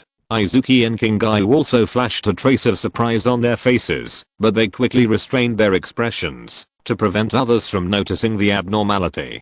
Dakshin and the others were very curious about this god. Sea god Manisha? What kind of god is that? Sophia frowned and thought about it, and said, I don't know very well, but my grandma always said that she will definitely appear when the mermaids are in crisis. And as he suddenly remembered something, oh. When you were a child, did you also contract 4 spirit blades that could fly in the air? Well, that's not the case. Sophia shook her head repeatedly. They didn't have that kind of magical props. Then Sophia asked back, why do you ask me this question? Have you ever seen a flying spirit blade? Are there more? Well, actually, I have seen it before, and she often talks about how her grandmother encouraged her, so I asked this question. Really? Then she must be a very strong and brave person, right? Sophia smiled and lowered her head. She also wanted to be as strong as her grandmother. The corner of Yuandaz's mouth twitched. That's right. As long as her grandmother is talking, her fighting power will be infinite. Then he quickly withdrew the subject. Let's continue talking about the sea goddess Manisha. How will she help your mermaid tribe? I remember my grandmother said that she would give the mermaid tribe the holy sword so that we will have endless power in the sea. At this point, she was a little embarrassed. The mermaid tribe has guarded the sword from generation to generation, but now it has disappeared. Nobita put his head in front of Sophia. Such a precious thing. You couldn't have lost it a long time ago. Sophia shook her head. No, after all, it was a story passed down 5,000 years ago, and it has long been impossible to verify its authenticity. After so long, some people now say that it is just a legend. Maybe the mermaid sword does not exist at all. After hearing these words, not only were everyone not disappointed, but they became more interested. So this is a legendary sword? Fat Tiger's eyes lit up with fire. If this sword really exists in the world, then it must be very powerful, right? At this point, he suddenly remembered the black blade in Yuandaz's hand, which can also give the user powerful power, but it has already identified the owner. So he immediately said, Yuandazhi, your sword is similar to the mermaid sword. Why don't you take it out and show it to Sophia? Actually, they are not very similar. Yuandazhi did not refuse and took out the dark blade in his hand and placed it on the table. This sword is my current sword, called the Dark Blade, a magic sword that can use the power of darkness. Yuandazhi did not hesitate to flatter himself. The effect is somewhat similar to your mermaid sword. It should not be much different, right? It is not wrong to say that it is a magic sword. After all, the predecessor of this sword was the staff of the goddess of night, but it was taken away by Old Man Ling to be reforged and changed its appearance and function. As for the power, the energy of this sword is restrained, but even if the energy is fully open, it is estimated that it is difficult to mobilize the dark power like the mermaid sword in the animation. It's a good sword indeed. Sophia stretched out her hand. Can you let me try the power of this sword? Yuandazhi nodded. Please feel free to do so. The reason why he took it out was to tacitly allow Sophia to use this sword. Sophia was not polite and put her hand on the hilt of the dark blade. The dark magic power instantly flowed into his body to strengthen it. It really has great power. Sophia picked up the sword and waved it twice, but this sword is a little light. It will be troublesome when fighting with heavy weapons. Gian and as he nodded, indeed, and this sword is unlikely to cause much damage to enemies, who are good at defense. At this point, he remembered the last time he fought with the god of truth, and sighed. It still needs more powerful armor-piercing ability. King Gyu, who had been quiet and obedient beside him, suddenly interrupted. Then what does the mermaid sword look like? Is it a heavy sword? I don't know about this. Maybe it once existed, but the people who have seen it have been buried thousands of years ago. Sophia was also helpless about this. If possible, I also want to see what the mermaid sword looks like. Seeing that this worker missed the mermaid sword so much, Nobita stood up without hesitation. Then leave this matter to us. Doraemon felt a chill on his back. What's the matter? Could it be that Nobita wants to brag again and let me clean up the mess? It turns out that Doraemon knows Nobita very well, and what he was worried about immediately came true, because of this Doraemon who is comparable to the sea god. As soon as the voice fell, everyone's eyes gathered on Doraemon again, which made him very stressed. If the mermaid sword really existed in history, it would be fine, but this time there is only a legend. How should he find it? Everyone looked at Doraemon affectionately, waiting for his answer. Sophia, the most anxious among them, looked at him and couldn't help asking, Doraemon, do you really have a way to help us find the lost ancestral object? Chapter 664. Conditions for the mermaid sword to appear. Under pressure from many parties, Doraemon finally compromised. Okay, I may have some ideas. Sophia gradually smiled, and Doraemon quickly said, but let's make it clear in advance that, if the mermaid sword does not exist, I can't do anything about it. Hearing this, Sophia's heart sank. Until now, there is indeed no way to prove that the mermaid sword really existed. If even he can't do anything about it, then this sword may really only be classified as a bedtime story for children to tell for fun. Don't worry. Nobita saw that she looked bad and hurriedly comforted her. Doraemon will definitely have a way. Just give him your trust completely. Nobita didn't say another word. If there was really no way, he would use the time machine to go back 5,000 years to see the whereabouts of the mermaid sword. And Sophia has adjusted her mentality. That's right. Doraemon is a figure comparable to the god of the sea. How can I not believe him? It's more accurate to say that he is the god of the sea, but it's actually a beaver cat, right? Fat Tiger and Sunia were mercilessly insulting Doraemon next to him. You two should just say less. It won't hurt you. Yu and Dazzy walked over and slapped each of them. I don't know what happened to them today. Not only did their tongues become particularly venomous, but they also became much more naughty than before. Could it be that they were just like Aha, whose IQ melted along with the ice in the summer and finally turned into water in their brains? Doraemon looked at them hatefully and then began to take out props. I remember there is a prop that is very useful here. I found it. He took out a small pink scroll from his pocket. This is the prop, special paper for treasure hunting. Doraemon said as he took out a piece of paper. This thing is used when you are hunting for treasure. As long as it is something that really exists in the world and can be considered as yours, this paper can tell you its location or how to get it by guessing. Doraemon handed the pink paper to Sophia. Now you take this thing and say the name of the mermaid sword. Because the mermaid sword belongs to the mermaid clan and Sophia is a princess, it may only be effective if she holds it. Sophia carefully took out the scroll and said to the paper, I want to find the mermaid sword. But after she finished speaking, there was no response. She looked at the blue fat man strangely. Does this mean that the mermaid sword does not exist in our mermaid tribe? Doraemon shook his head. No, it's not time to draw a conclusion now, because there is an important process that you haven't completed yet. Then Yu and Dazzy walked forward, stretched out his hand, and placed it under the hidden newspaper, and flames suddenly came out of his hand. Hey, what are you doing? Sophia quickly took away the hidden newspaper. Are you going to destroy this paper so that we can't get the mermaid sword? No, the handwriting on this paper needs to be burned with fire to appear. So he did this. After listening to Doraemon's explanation, Sophia apologized to Yu and Dazzy, and then edging, put the paper in front of him. He once again put his burning hand under the paper. Although the temperature around was rising, there was no sign of burning on the paper. Not long after, black handwriting began to slowly emerge from the place burned by the flames. Seeing this, Sophia was delighted. It seemed that the mermaid sword really existed and was not just a fairy tale. Starting from the place where the flames burned, the writing spread out in a circular shape to both sides, gradually covering the entire Tibetan newspaper. Not long after, Yu and Azzy saw that the writing stopped spreading, and he also put away the flame in his hand, ready to witness the miracle with everyone. Sophia read out the writing on the paper. When the royal family prays sincerely, the 5-colored light will gather, and the wish will come true. After hearing the puzzle, everyone was basically a little confused. What does it mean? It feels like it has no useful treasure hunting. The scope of this puzzle is too wide. Basically, many treasures can be summarized by this puzzle, and it has little reference value. Ian and Azzy pointed to the pile of incomprehensible words next to him. What is this thing? Does anyone know it? Sophia looked at the words and shook her head. This is the ancient words of Blue Mercury. I don't know what they mean.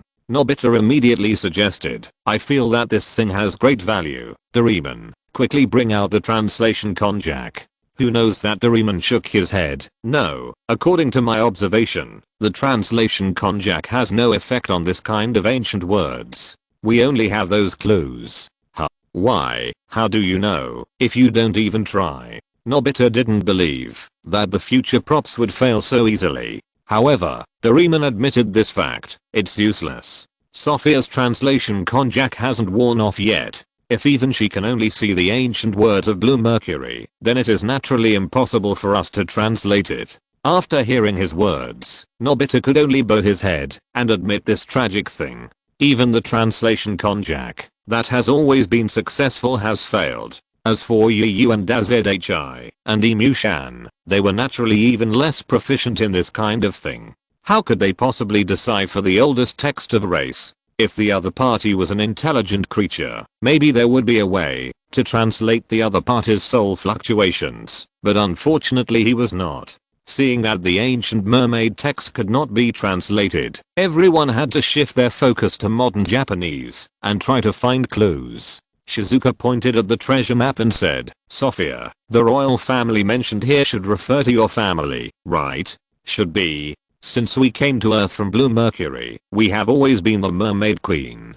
Sophia frowned and thought, if even we are not the pure-blooded mermaid royal family, then there is no mermaid more qualified than us now. Then the problem is simple. Sophia, when the time comes, take your grandmother to the altar to pray a few times. Maybe it will work. Nobita said as a matter of course. Anyway, you just need to pray sincerely for the mermaids. Isn't this a trivial matter for you? How stupid. How can things be so simple? Fat Tiger immediately ran over to stop Nobita. They have prayed so many times over the years. How could they succeed this time? There must be other meanings that need us to interpret. Looking at the people fighting and making noises nearby, Yu and Azzy couldn't help but bend the corners of his mouth. This time, Nobita really guessed it right. Chapter 665. Eat your heart's content. After the break, an afternoon passed unknowingly, and everyone stayed here for the night. First, considering that it was not very safe at night, and second, Sophia did not seem to want to go back, so she acquiesced to this delay. Hey, why is it dark? Everyone looked at the darkening sea level and felt a little strange. It seems that we have only been playing for a short time. Xiaoshan smiled helplessly. Haven't you been playing for a long time? Anyway, it is impossible to play for a while longer. By the way, Doraemon, I have a question. Ian and Azzy poked the blue fat man with his elbow. Why is it still dark after we turned on the adaptation light? The adaptation light is to allow the user to adapt to various environments, but the changes in light and shadow caused by the change of time still exist. Doraemon pointed to the sky and said, this is also to allow you to better differentiate the passage of time, because some places are very dangerous at night. But don't worry, even at night, you will still see everything you should see. After listening, he looked into the distance and found that his extreme visual range did not decrease because the sky became dark. Then I'll have no problem. Yu and Azzy turned around and prepared to leave. I'll go out and catch some fish now, and then we'll grill them on the seabed later. How about that? Of course, no problem, but you still have to be careful. Doraemon agreed immediately. After all, he is a cat, and his love for fish is natural, although it can't compare to his favorite dorayaki. Don't worry, there are no normal creatures in this ocean that can hurt me. You should pay attention to your own safety. Yu and Daisy left here confidently, and everyone returned to their rooms to rest for a while and prepare things for grilling fish. Everyone, listen to me. Doraemon walked into the hotel capsule and clapped his hands to signal everyone to be quiet. How should we arrange the rooms tonight?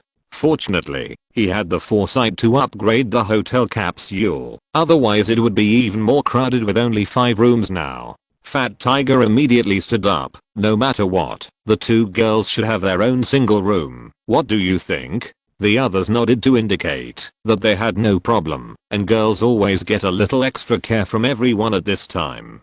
Hey, I want a single room too. Fat Tiger pointed his index finger at a room at random, declaring his sovereignty. Then I want a single room too. Sunia took over another room without blushing. After all, I'm the eldest master, and a single room is a must. TSK, shameless. Doraemon was helpless with them, and could only agree to their request. Okay, among the remaining 5 people, there is still one person who is qualified to have a single room. Nobita and I will share a room. You can choose. Nobita was stunned for a moment. He wanted to say that he also wanted a single room, but when he thought about the people next to him, he couldn't afford to offend any of them, so he had to agree. Zyadishan gave the final choice to Kingayu. You can choose who to share a room with, or live alone. Then I'll live with my brother. Kingayu said an answer that I didn't expect without hesitation. Anyway, it wasn't the first time he made a choice, and he had lived there for so long, so Zyadishan could guess Kingayu's thoughts. Okay, that's settled.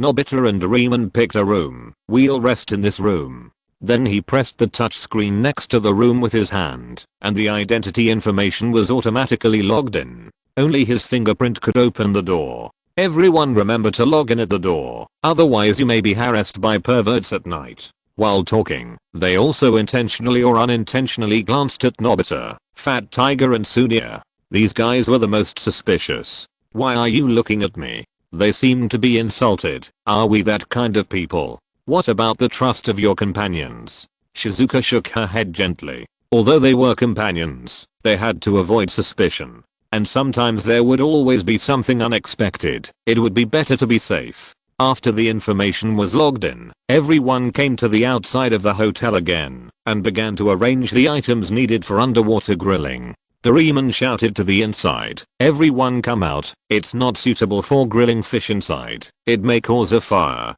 but it's seawater outside. Everyone saw that Doraemon's position was already some distance away from the range of the water avoiding rope.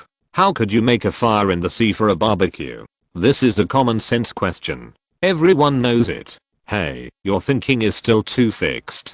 Doraemon took out a pile of wood from his pocket. Bonfire in the sea. Barbecue set in the sea. When everyone heard about barbecue in the sea, they instantly became interested, including Sophia, the mermaid princess. She knew about barbecue, but it was the first time she heard of barbecue in the sea.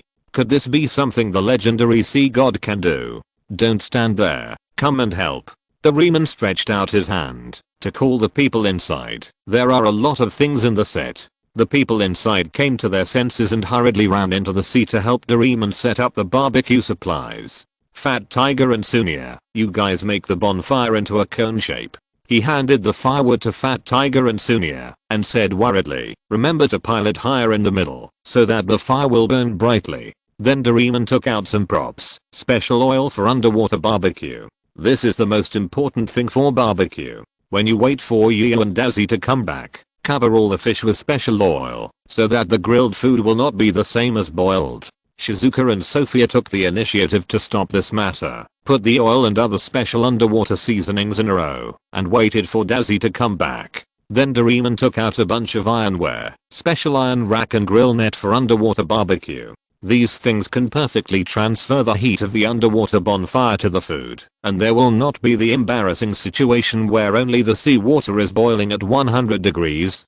He handed these things to the more careful Dekizun. Okay, you 5 people in the single room will have to bear the hardship, and we will just eat the ready-made food. So this is why you asked us to work. Fat Tiger and Sunia were speechless for a while, but still accepted it. When Zyashin finished setting up the grill, Yu and as he came back from a distance, "Hey, look what delicious food I brought you. Wow, eel. And sorry, crab, oysters? And a balloon." Fat Tiger's eyes were wide open. Yu and as he tightened the opening of his cloak to prevent them from running away. "Let's have a good meal tonight." Chapter 666. Chat. Yu and as he put the pocket that the Dark Star cloak had turned into on the ground, and everyone immediately came up to pick out their favorite seafood. Fat Tiger picked out a bunch of eels. "Hey, I like eels the most. The meat is thick. It's simply a must-have food for macho men." Zyashin looked at Dazzy with curiosity. "Where did you find the bluefin tuna? This kind of fish doesn't seem to be common, right? I have my own way, so you don't have to worry about it. If you want to eat it, pick it up quickly." Yu and as he impatiently put the tuna in his hand. Before, in order to find better seafood, he even shamelessly used magic, and he had to eat well. If he had changed to something else that was easier to get, it wouldn't have taken him more than half an hour. The more discerning consumers only chose the expensive ones, and he took away most of the precious seafood such as sea urchins and abalone, which made Dazzy feel painful. These things are rare, and even he couldn't find too many in a short time. This guy's really rude. After everyone had almost finished choosing, Yu and Dazzy picked up the oysters that no one wanted. "TFK, you are really a bunch of kids who don't know what's good. Let me see, let's try the garlic flavor today."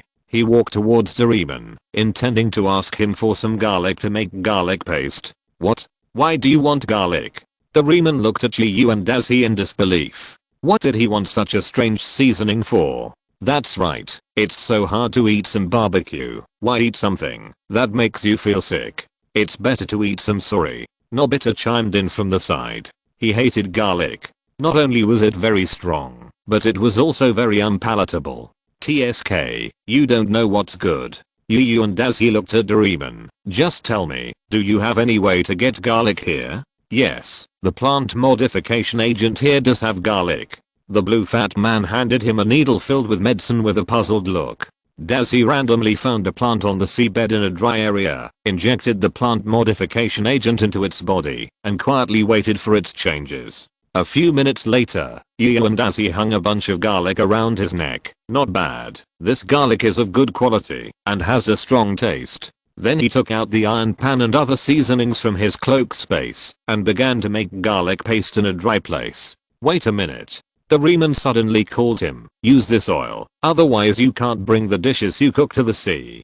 "Thank you." Yu and as he caught a can of special seabed oil thrown by Doraemon and prepared to deal with these garlics that people love and hate. When grilling, Zyashin took Shizuka and the cut meat slices, coated them with oil, and kept turning them on the grill. There was no way the others knew nothing about cooking, and there were only 3 of them who could be chefs, and Yu and Dazzy went alone. When Shizuka was cutting the meat, Sophia stood beside her and said enviously, "Shizuka, your knife skills are really good." "Ha, that's nothing, I'm far behind those 2. Shizuka smiled and handed a row of cut meat to Sophia. She was responsible for threading the meat slices with special barbecue skewers, and then applied oil to Dekisugi who was in charge of the barbecue next to her. Sophia said while threading the meat, "When I was in the kingdom before, I never had the opportunity to come into contact with these. It's normal, because Sophia, you are a princess, and princesses don't need to do this kind of work that servants do." There was also some envy in Shizuka's tone. After all, being a princess is also her dream, but unfortunately she already knows that she has no chance to achieve this dream. Sophia smiled. In fact, being a princess is also very tiring. In order to become a monarch, she still has a lot to learn. Grandma always said that she did not do well and rarely praised her. Sophia knew that she was still a long way from being a qualified new king of the mermaid tribe. Shizuka, who was cutting meat, suddenly asked, "By the way, Sophia, is your king your mother or your father?" "Neither, they both died of illness." Sophia's face was a little sad when she said this. Shizuka paused while cutting meat, and the knife accidentally cut her hand, but it didn't leave mark on her hand. The effect of the adaptive light can defend against a lot of pressure. The force brought by the knife did not exceed the defense of the adaptive light, so it naturally would not hurt her. I'm sorry, Sophia, I accidentally asked you about your sad story. Shizuka apologized quickly, and then continued, so the king of the mermaid tribe is your grandmother now? Yes, I really want to be a great king like my grandmother. Sophia nodded, and Shizuka could hear the yearning in her tone. That's a great ideal. I believe you will become a queen that everyone loves in the future. Shizuka encouraged her with a smile. Before that, you must work hard. We will come to see you again in the future. Sophia wanted to say something, but Yu and Daisy suddenly rushed over. Make way, my secret barbecue garlic sauce is here. He rushed to Sophia, who was in charge of brushing the oil. Please brush all the remaining oysters in the bag with barbecue oil. The garlic sauce will not taste good when it is cold. Okay, right away. Sophia hurriedly did as Yu and Daisy said, brushing the oysters with golden oil. Then he brought the oysters to Zyashin, who was grilling meat, and took a seat for himself. Does anyone want to eat garlic oysters? Nobita and the other three boys immediately made a face at him. TSK, who would want your grilled oysters with garlic as the main seasoning? Yu and Daisy rolled his eyes at them, put the garlic sauce on the oysters one by one, and grilled them on the grill. Before long, the oysters gradually began to have juice, which was wrapped in oil and slowly flowed on the shells. The fragrance blended with the golden garlic and spread into the seawater. A few minutes later, Dakshin and the other three put down the last oyster shell of the first batch. It smells so good. Are there any more? We want more. TSK, wishful thinking. Ian and as he left all the remaining oysters to the three of them. After the barbecue was done, everyone packed up and returned to the hotel room with a big belly, basically full. Back in their room, King Gai pulled the corner of his clothes. Brother, I'm still a little hungry now. Got it. This is your dry food for tonight. Ian and as he handed him the segmented insect meat he had collected. Then he looked at the dim sea, and suddenly a trace of uneasiness flashed in his heart for no reason. He glanced at King Gai, who was still eating and drinking, and then looked at the bottomless sea. This journey may not be as simple as I thought. Chapter 667 Morning News. With this sense of crisis, Yu and Azzy kept watch for half the night, and in the second half of the night he called King Gai to continue to keep watch for him. But the good news is that this time Yu and Azzy should have been overthinking, and nothing dangerous happened all night. The next morning, Zyashin got up early as usual and came to the living room, but found that there was not even a single person in the spacious room. Strange, it's already this time. Why didn't even Yu and Daisy get up? Could something have happened? Zyashin silently said sorry in her heart, and then extended her mental power to Yu and Daisy's room, but found that Yu and Daisy and King Gai were still sleeping. It seems that I got up too early. Zyashin turned around and walked into her room. Then I'd better practice my mental power before coming out. After Chumashin returned to the room, the place was completely immersed until Sophia got up more than half an hour later. Is everyone still not up? Sophia quietly walked out of the room and found a rock outside to sit down.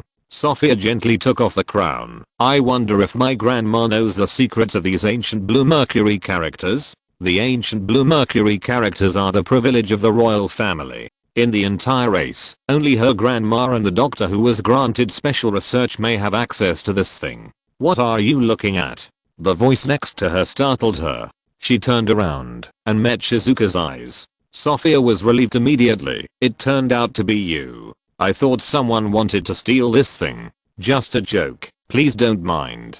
Shizuka walked to Sophia on her own, sat next to Sophia, and looked at the crown with her. This thing is the crown of our mermaid princess. It is an ancient artifact passed down from generation to generation, and has special meaning to the royal family. After Sophia explained, Shizuka's eyes brightened as she looked at it. How great would it be if one day she was also qualified to wear this beautiful crown? Do you really want to wear this crown? Sophia suddenly asked, making Shizuka a little at a loss. You don't have to hide it. I remember you said last night that you wanted to be a princess. Why don't I give you the crown today and let you be a princess for a day? Sophia took the crown and put it on Shizuka's head. Shizuka's face turned red instantly. Is this really okay? This was not shyness, but a blush caused by being too excited. Can she really be a princess? Although she is a princess that no one recognizes. Don't worry, this thing belongs to you today. Sophia gave her a very affirmative answer, so don't worry and go and play boldly. Shizuka stood up and ran happily in the yard for a few laps. Suddenly she stopped. By the way, there is one more thing. She took off the princess crown on her head and then took off a pink hairpin. It is indeed inconvenient to carry 2 hairpins. Then give this thing to me. I'll hold it for you. Sophia stretched out her hand to her and took the pink hairpin. After putting the hairpin on her head, Sophia smiled. Sometimes I also want to be a civilian, so that there will be less pressure.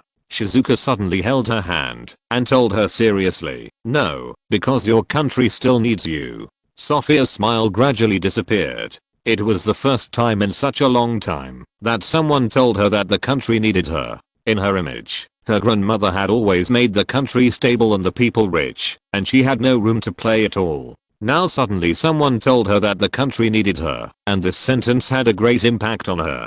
At this time, the others had also woken up, walked out of the door, and stood in the middle of the hotel, waving and saying hello, hi, good morning, everyone. King Gyu and Yu and Dashi in the room heard everyone's voices, and immediately woke up from their deep sleep. They had almost rested, and Izuki also woke up from the state of training, and found that everyone was awake, so he naturally gave up training, and got up to meet everyone. Then, under the urging of Doraemon, everyone went to wash up, and at this time Nobita was still sleeping soundly in bed. Oh my god, Nobita, get up. Doraemon knocked on the door, while brushing his teeth. If you don't get up, you will fall behind everyone. Gian and Dashi, who was also brushing his teeth, walked over. Why don't you go in and call him? He may not hear you knocking on the door outside. It's not that I don't want to, but this door can only be opened by Nobita. It won't open for anyone else. You see. Doraemon stretched out his hand and waved it in front of the sensor of the machine a few times, but a red light came out from the door, indicating that his authentication was invalid. That's because you're not very skilled. Yu and Dashi shrugged nonchalantly and walked through the door directly. Nobita, get up and get ready. But what responded to him was a series of snoring, which made his forehead veins pop out. It seems that you won't cry until you see the coffin. He took a deep breath, spit out the foam in his mouth, and then roared like a lion learned from Nobita to Mako. Nobita, get up. With the blessing of magic, a huge sound wave echoed in the small room, pulling Nobita out of his dream. Ah, am I going to be late? Nobita hurriedly got up and changed his clothes. Oh no, it's already 8 o'clock. Where's Doraemon? Why didn't you call me? Nobita hurriedly changed his clothes, and then he realized that it was Yu and Dashi standing in front of him instead of Nobita to Mako. Yu and classmate? Why are you in my house? Am I still dreaming now? Then I'll continue to sleep. Don't disturb me. Yu and Dashi went over and grabbed his ear. The pain instantly made Nobita realize that this was not his dream. It hurts. It hurts. I got it, classmate Gian. I'll get up right away. The tactful Nobita quickly assured him that he would never sleep again. That's more like it. Gian, and as he let go of his hand, come out quickly to wash up and have breakfast. We don't want to waste time on you alone. Nobita was immediately, as if he had been pardoned, and rushed into his room to wash up, while Yu and Dashi used the law of space to leave here. Sophia and Shizuka also returned to the hotel capsule. What happened just now? I think I heard a roar. Because the metal walls have a very good sound insulation effect, they only heard a little sound, but didn't hear the specific content. Nothing, just a little thing. Doraemon didn't want to say too much, and sat at the table in the middle of the hotel to order breakfast. When Nobita also came here, everyone formed a circle, and took out their chopsticks and spoons together. Well, let's get started. If you're listening to this novel on a channel other than Fanfic World, it means they downloaded and uploaded it without effort. We cordially invite you to visit our channel, Mundo Fanfic Novelos. There you'll find the original version of this story and you can explore many other novels of various genres. We're waiting for you to immerse yourself in a world of incredible novels. Chapter 668, Octopus Monster. After breakfast, the group was ready to leave here and continue to the legendary Mermaid Kingdom. After leaving the water avoiding rope, Nobita pointed to the hotel behind and asked, Doraemon, is it really okay to leave this thing here? It's okay. No one will notice it anyway, and this place is very remote, not the ship's route. Doraemon didn't care about this detail. Compared to this, you should think about how to swim to the mermaid kingdom. You have the worst physical strength among these people. After saying that, Doraemon was ready to leave, but Yu and Daisy stopped him again. Wait, there is one more thing to deal with now. Everyone present immediately stopped their steps. What Yu and Daisy said was usually very important, so it's best to listen carefully. Doraemon, I remember that your adaptation lamp has a time limit, right? Refresh it for us before we set off. Oh, right. I almost forgot about it. The blue fat man quickly took out the adaptation lamp and refreshed this key buff for everyone. After everyone was ruthlessly destroyed again, Doraemon put away the adaptation lamp and finally breathed a sigh of relief. If Yu and Daisy hadn't reminded him just now, the effect of the adaptation lamp would only last about 3 hours, and if something happened, it would be delayed. The group continued to swim far away, and more than 10 minutes later, they arrived in front of an extremely huge crack. This is the territory of our mermaid tribe, and our palace is just below this crack. Sophia took the lead and swam down. Then let's go too.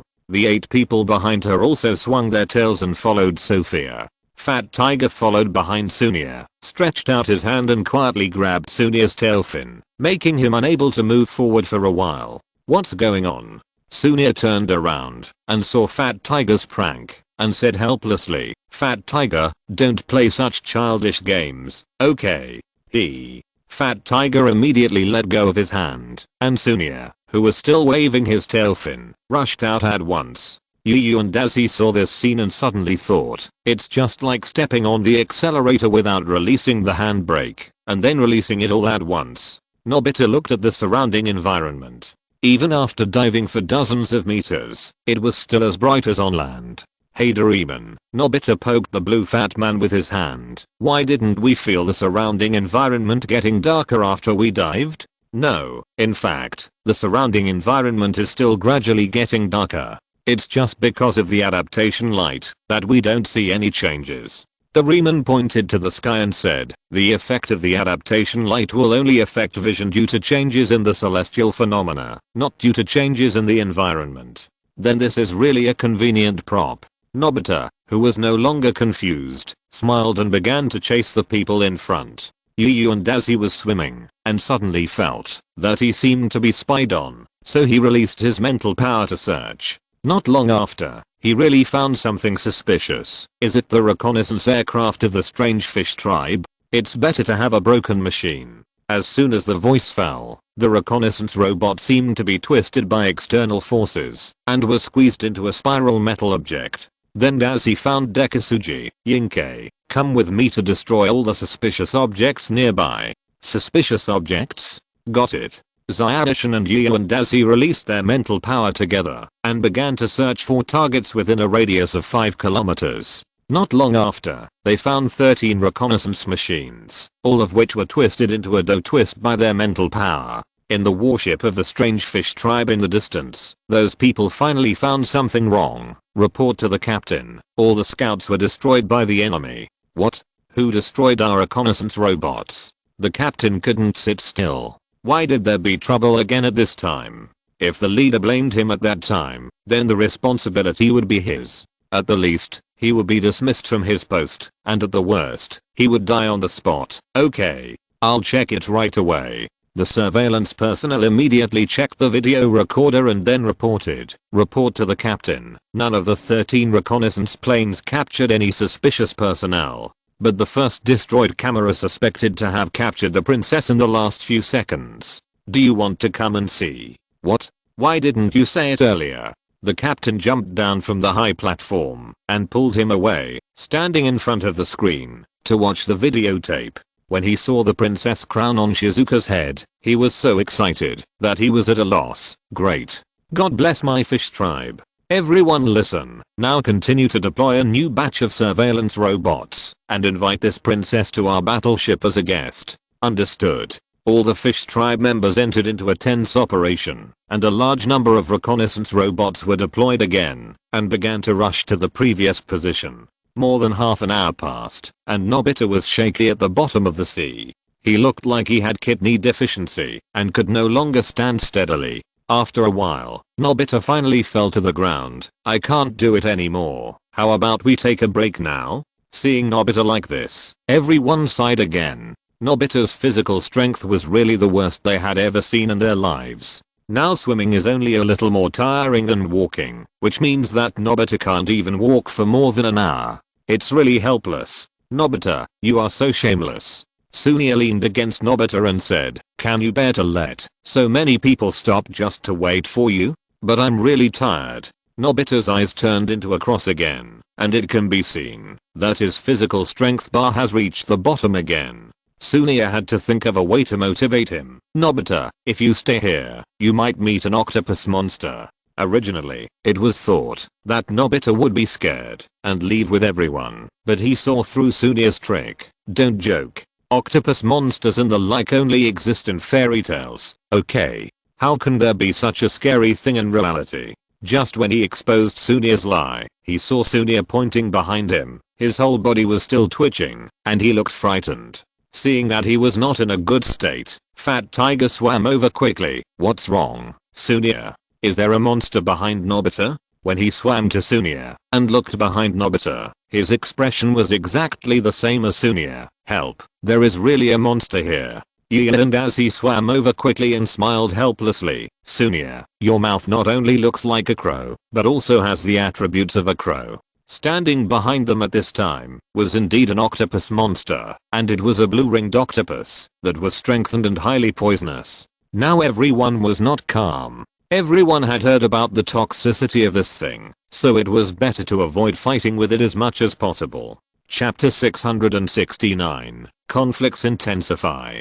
Stop right there. Why are you running? Yu and as he immediately shouted to stop the fleeing people. I can kill this little thing with one sword. As soon as he finished speaking, a large number of marine creatures quickly emerged from the back, and all of them were strengthened creatures. Even the smallest one was 3 meters tall. So many monsters? Yu and Dazi and King Gayu suddenly became excited. Then I can use the Washan to mow the grass today. Although these marine creatures were strengthened, each of them was at most the combat power of the 2nd level peak, and it was too easy to bully them. Not long after, blood dyed the seabed ditch red. Yu and Dazi cut dozens of monsters into several sections with one sword. Moreover, after being cut, they gradually returned to their original appearance. The tallest one was only half a meter long. Yu and Dazi stroked the sword gently. Come out by yourself. I know you have been observing the situation nearby. No one around responded to him, but the distance gradually turned black, which made Doraemon suspicious of his props.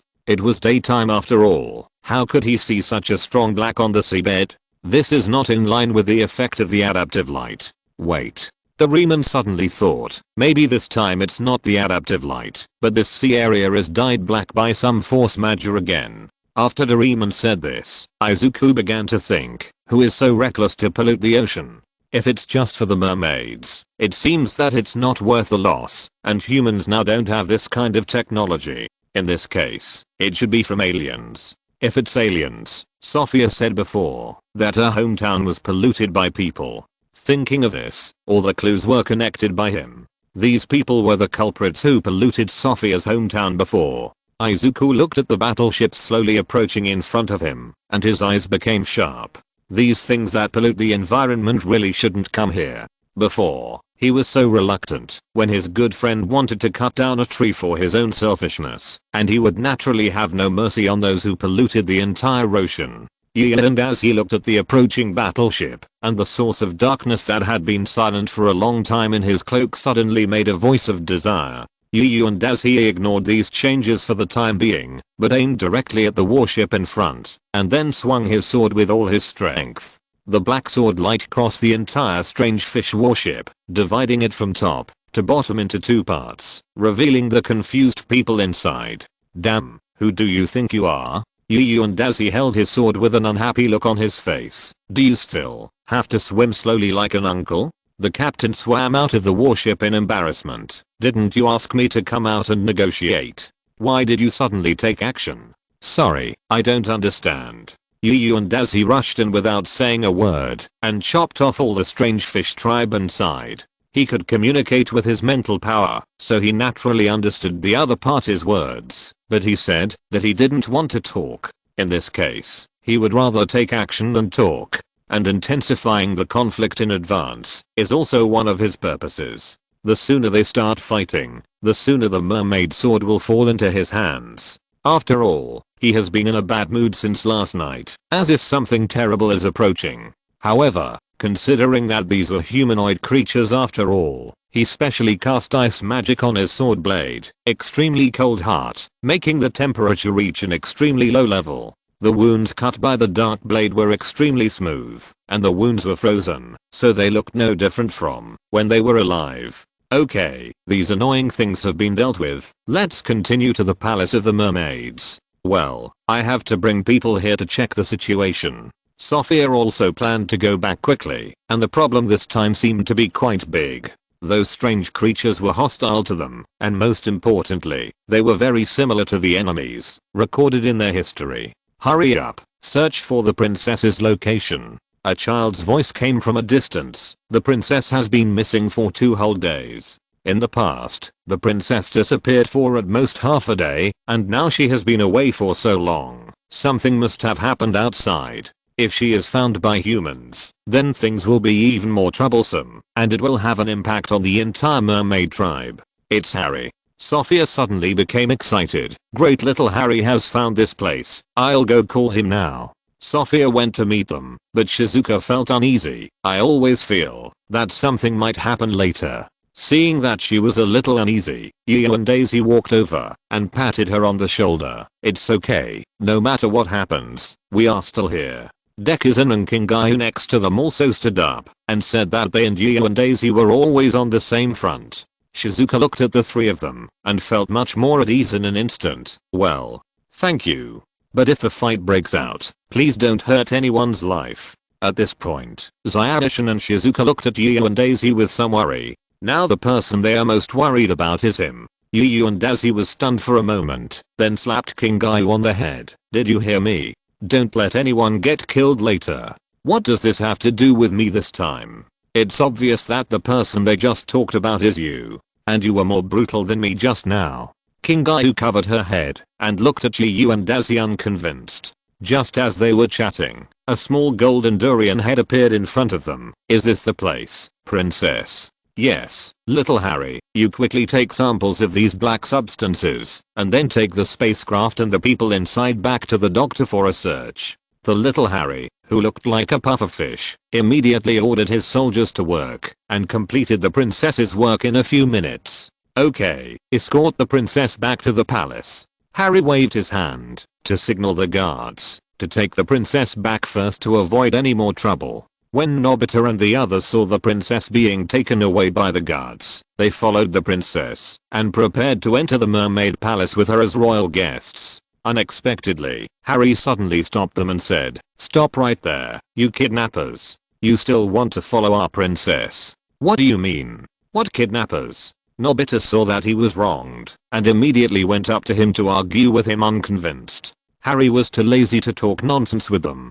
He had been looking for the princess day and night for 2 days and 2 nights, and his patience had already reached its limit. Guards, listen up. Capture these humans and bring them back to the palace for a public trial. The surrounding mermaid warships aimed their guns at the children present and then fired a burst of golden lasers. The light did not hurt them, but formed a protective shield in front of them and began to close in. When the golden light dissipated, everyone was trapped in an oval, fully enclosed fish tank with a fishtail decoration on the right. Take them away. Chapter 670, The Person in the Painting. Following Harry's order, the surrounding mermaid warships fired traction beams and prepared to return with a special fish-shaped cage. Shizuka spoke with difficulty in the cage. "Yu and classmate, do we really have no way now?" "No, there is a way." Yu, and as his voice was a little angry, although he was mentally prepared for this. This Harry's unreasonable level exceeded his imagination. He actually tied them up without asking anything. It was really annoying. King Gaiu, you do it this time. And as he gave it an order in a deep voice, go teach them a lesson. Except for not losing lives. Don't worry. Don't worry, brother. King Gaiu's voice was a little distorted. He was also a little uncomfortable being squeezed by this special glass. Then he began to use both hands. In fact, I have wanted to teach them a lesson for a long time, but I was afraid you would not agree. As soon as the voice fell, the glass specially used for containment had a crack, and then cracked like a spider web. The people in front heard this sound and hurriedly stopped their steps, and began to take seriously the enemies who might escape from the cage. The people inside give up resistance. The battleship turned the muzzle of the gun without hesitation, and aimed it at the glass cage. If you still choose to resist, we will have no choice but to shoot. You and as he asked impatiently, King Gaiu, why are you not well yet? Don't you have no strength, because you didn't eat? No, I'm worried about hurting Fat Tiger and the others. As long as King Gaiu exerted force, Fat Tiger would be squeezed uncomfortably, and screamed in pain. Don't worry about him, do your best to get out of here. If you think you can't do it, then I'll do it myself. And as he said in a deep voice, don't worry, I can only guarantee that no one will die. As for how they will go back, I can't guarantee it. He no longer had patience with this Harry. If it was really the princess they kidnapped, then he had nothing to say, but he hated being wronged the most. Hearing him say this, King Gaiu exerted force with both hands, and the special glass turned into countless tiny pieces in an instant. At the same time, the people on the mermaid warship also received the order, open fire, and bury all these dangerous people in the seabed. They were able to break the container with brute force. Their strength is definitely not something that ordinary people can have. We can't let them catch up. Dozens of lasers shot out at this moment, and all the people were within the attack target of these lasers, leaving no one alive. Alas, how did things turn out like this? Chumushin had expected that they would open fire, so he had to release his mental power. Everyone, don't stay too far away from me. The surrounding seawater seemed to be attracted by something, and quickly gathered together, forming countless nearly transparent ice prisms. When the laser is set on the ice, it will produce a refraction state, and all the lasers will deviate from their own orbits. After experiencing countless complex refractions, each laser was accurately reflected back, but it avoided all the warships. And as he patted King Gaiu, go ahead, dismantle all their warships for me, and be faster. No problem. King Gaiu released the mermaid state, kicked hard on the seabed, and instantly appeared next to the farthest warship. Sorry, I also hate others wrongly accusing me. King Gaiu's hand with lightning struck the mermaid's warship. The lightning swept across the entire warship almost instantly, and the people inside couldn't help but twitch. The feeling of being electrocuted was not pleasant. 2 seconds later, the huge machinery burst into a roar of being unable to bear the weight and completely stopped working. Then King Gaiu kicked the warship again, and moved to another warship. Not long after, all the warships were paralyzed. King Gaiu returned to the team and sighed, it's still more suitable for the human form to exert power. No, in fact, your original body is more suitable for the exertion of power. The voice of Old Man Ling appeared in and Daz's ears.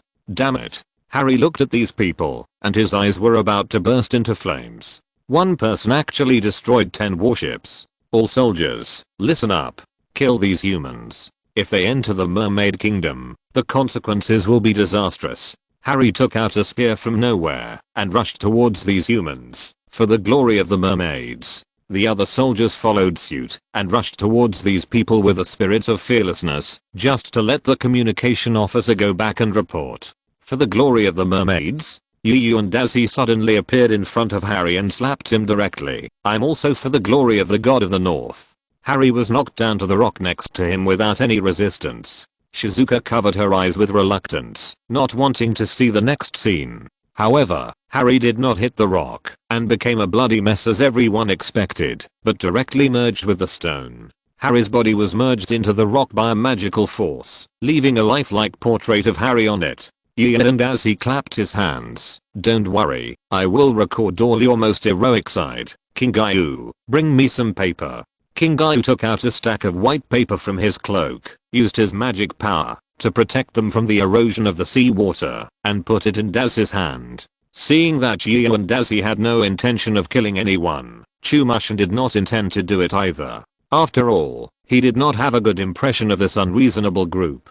Taking the stack of paper for recording, Yu and Dazi pointed at the communication officer who was getting farther and farther away. "Go and bring him back to me." Yes. King Gaiu immediately ran on the seabed, and his speed was much faster than when he was a mermaid. He patted the white paper in his hand, and then threw the paper into the water. The white paper quickly scattered in the ocean current, and flew around in the water. Then his body appeared beside each team member like a phantom, and all their figures were printed on the white paper to form a painting. It's okay, this result is acceptable. Xiaoshin used his mental power to collect the white papers together. At least it's much better than the situation where several people died. Not long after, King Gaiu brought the last person back to Yu and Dazi and stuffed him into the white paper. Xiaoshin put the still dry white paper in front of them. "Okay, these people's paintings are all here. Count them to see if there are any missed." Yu and Dazi shook his head. "No, I'm very confident in your work, but there is still one person over there who has not been taken away." Following his hand, there was another orange picture printed in the stone over there, which was the unreasonable Captain Harry. "This is the last painting." Yu and Dazi walked over and copied little Harry onto the paper. "Okay, now everyone is here. Let's go." Chapter 671 Abnormal. Just as the group was about to follow with great confidence, Nobita suddenly remembered, "By the way, how do we know which way to go?" "Hey, leave this question to me." Yu and Dazi stretched out his hand, and the surrounding seawater suddenly turned into a small dolphin. "This is the branch of detection, the search elf, and here is Sophia's common item, the crown." He took the crown off Shizuka's head and placed it in front of the dolphin. As long as it remembers this smell, it can follow Sophia's footsteps. After a while, the dolphin gave up the crown, sniffed in the water to find the smell, and then began to move in one direction on the seabed. Yu and Dazi put the crown on Shizuka's head. "Okay, everyone follow this elf. We will definitely find the mermaid kingdom. Let's go." The people behind raised their hands above their heads to show their determination, and then followed Yu and Dazi forward. Not long after they left, the seawater in the distance gradually turned black, and countless warships came here to start looking for wreckage. Report to Lord Buijin. The remnants of Lord Bull's warship have been found. It can be confirmed that it was destroyed in this generation, and the killer is unknown. Buijin on the throne stood up. "The killer must be the mermaids. Find them for me. Search around from this generation and find them." "Yes, Lord Buijin." He passed the leader's order to each warship, and then all the warships took action. Buijin stretched out his hand to issue an order, and a light path suddenly appeared in front of him. "After thousands of years, we are finally meeting again, mermaids." In the light path, a golden armor flashed a dazzling light. Buijin looked at the armor with his eyes full of desire. "It won't be long." He waved his hand to put the armor away. "It won't be long before the mermaid sword will also be in my pocket. You mermaids have no way to bear the power of the sword. Only by handing it over to us can the true power of the sword be brought into play."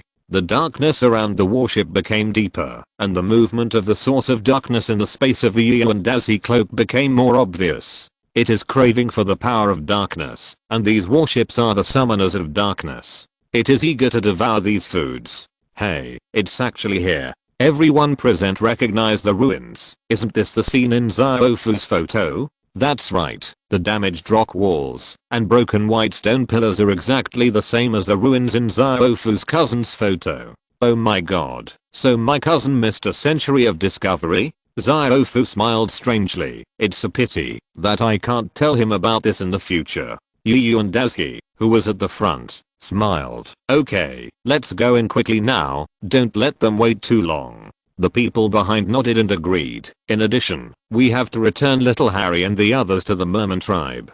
"Don't worry, as long as the other party knows what's good for them, I won't make things difficult for them." Yu and Dazi took the lead and swam into the city gate. But at the moment he was about to pass through, a repulsive force suddenly appeared and bounced him away from the passage. Seeing this, the people behind him quickly surrounded him. "Are you okay, Yuan? Are you injured anywhere?"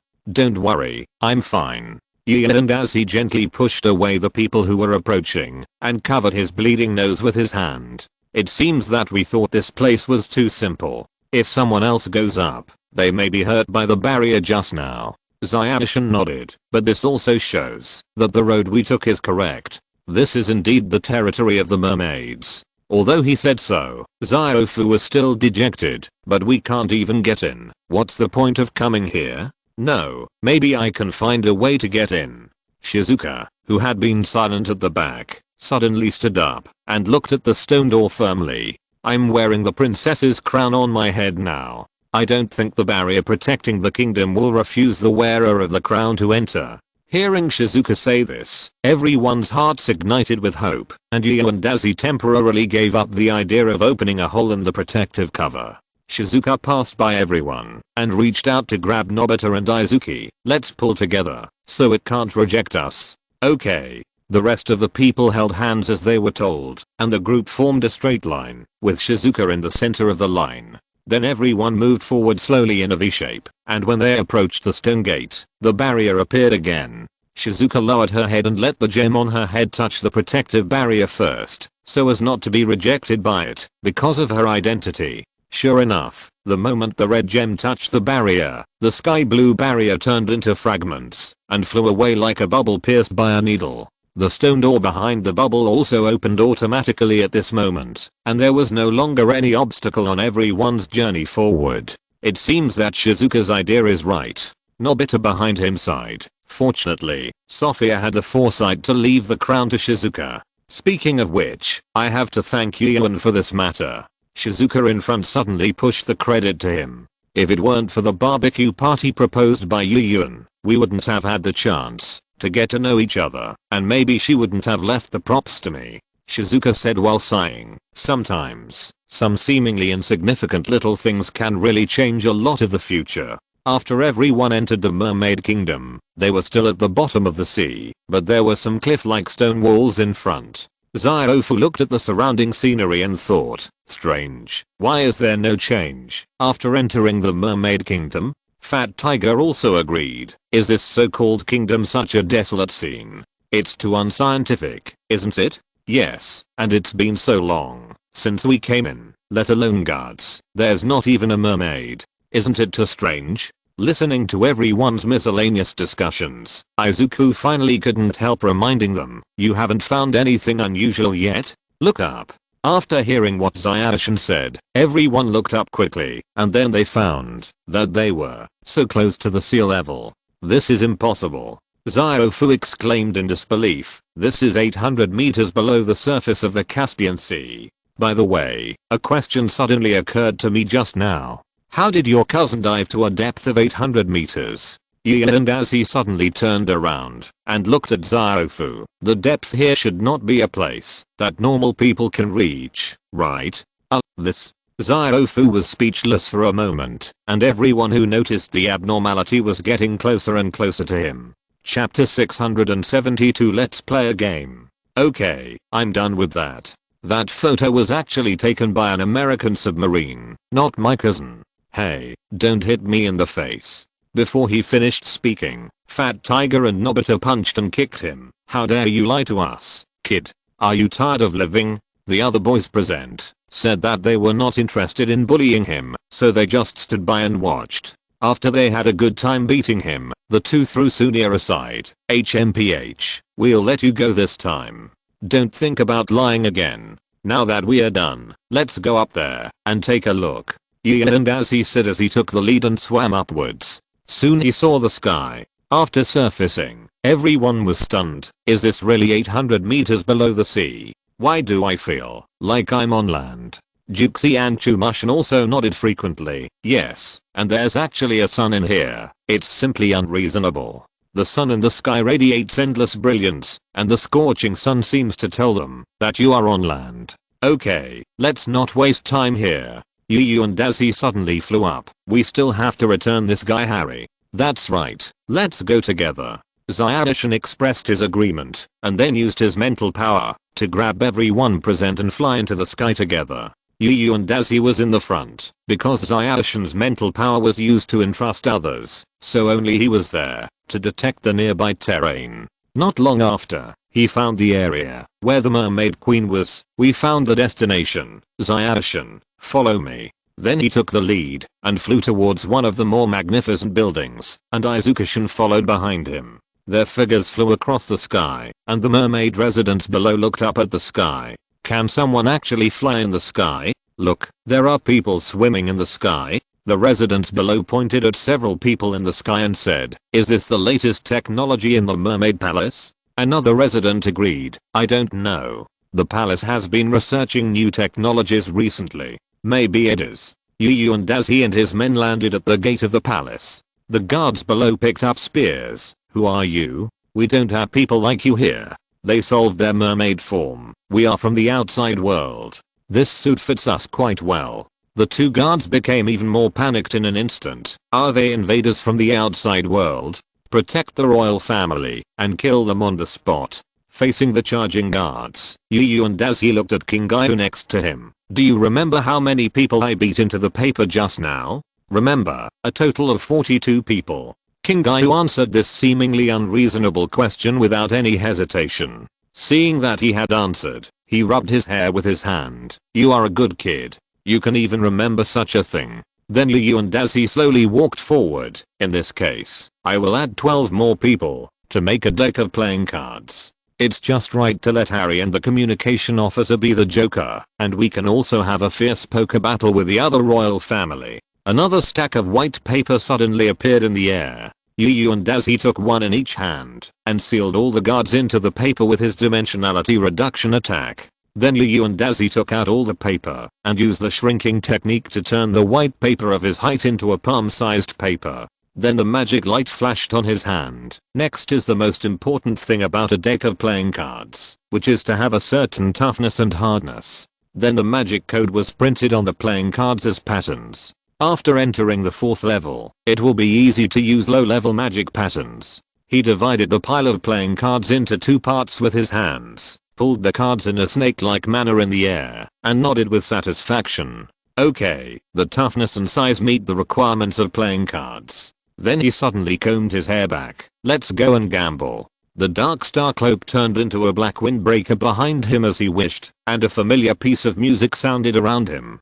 Dekisugi behind him covered his face. Really, this guy's playing again. I have to go and take care of him to prevent any accidents. After saying that, Zayanshin quickly chased after him, and the others followed him in after hearing what he said, intending to watch a good show. According to the guidance of his spiritual power, Yu and as he walked directly to the place where the mermaid queen Wendeley was, and gently opened the door. Who are you? Undini stood up immediately, after finding an uninvited guest intruder. How did you get here? Where are my guards? Where did they go? Sophia also stood up. Yu and as he, how did you get here? And you changed your hairstyle. Let's not talk about this for now. Your guard captain, little Harry, was about to attack me, so I captured him. Then Yu and as he picked up a cup on the table. In order to prevent you from being careless, I will demonstrate it first. He put the cup on the table, and then the cup seemed to have not hit anything, and directly merged into the table. Okay, the demonstration is over. Then Yu and as he took out a stack of white paper with patterns engraved on it. All of you who want to attack me are here now. Sophia and Undini hurriedly came up to check, and then they found that the glass cup had turned into a painting on the table. Then they picked up the cards, which contained the faces of the mermaids, and the card at the bottom had little Harry drawn on it. Wendy put down the card gently, covered her temple with her right hand, and slowly sat down on the chair beside her. This matter contained too much information. Sophia tried to reason with Yu and Dazki. Yu Anjan, there must be some misunderstanding here. Can you let them out first? Yu and Dazki smiled and shook his head. I'm sorry, I came here to negotiate with you. If you can do it, I will let them go. Wendy stretched out her hand to signal Sophia to retreat. Tell me, what conditions do you want to let them out? This guy doesn't look like an easy person to deal with. Now she is ready to bleed heavily, just hoping that these people can come back safely. My request is very simple. Yu and Daisy stood in front of the table and leaned forward. As long as you can beat me in the next game. He stretched out his hand and told them the basic method of playing poker. This is the game he wants to play next. And Emushin and the others also arrived at the battlefield. Seeing that the two sides did not fight, they were relieved. Well, I've made my conditions. I haven't decided what to do if you lose, but if you win I'll let you go. How about that?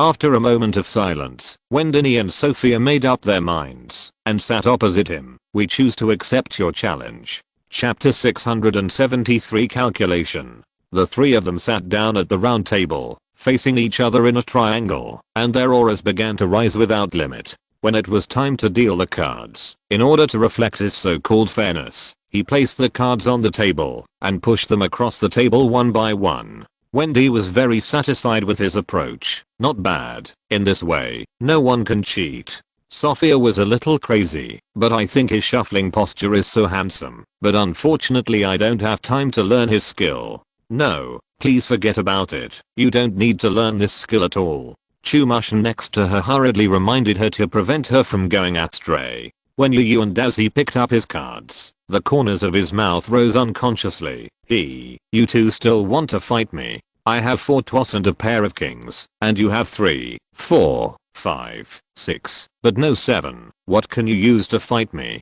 Although under Chumushin's supervision, he really couldn't use mental power to cheat and check the cards. But does cheating require superpowers? When he was shuffling the cards just now, he had used his superhuman senses and memory to use his thumb to remember the different touches of each card. When shuffling the cards, he only needed to follow the different touches and the habit of dealing cards to keep shuffling the cards, to control everyone's cards just right. In the first hand, they decisively gave up the fight for the landlord, and Yu and Daisy took the first hand as the landlord. Okay, then I'll play first. Yu and Daisy threw down his first set of cards. 3 to the circle, a straight. Wendy and Sophia looked at their cards that were missing 5 and 7 and silently waved their hands. Pass, we can't afford it. Yu and Daisy smiled and threw down the next set of cards. Then the next one is 3 aces with a 7. Does anyone want it? The two looked at their biggest aces and shook their heads again. I can't afford it. Yu and Daisy smiled again. Then I'll play a little Harry. You two won't want it, right? Hearing about little Harry, the two of them immediately focused on the card representing the king, and it really had the image of little Harry printed on it.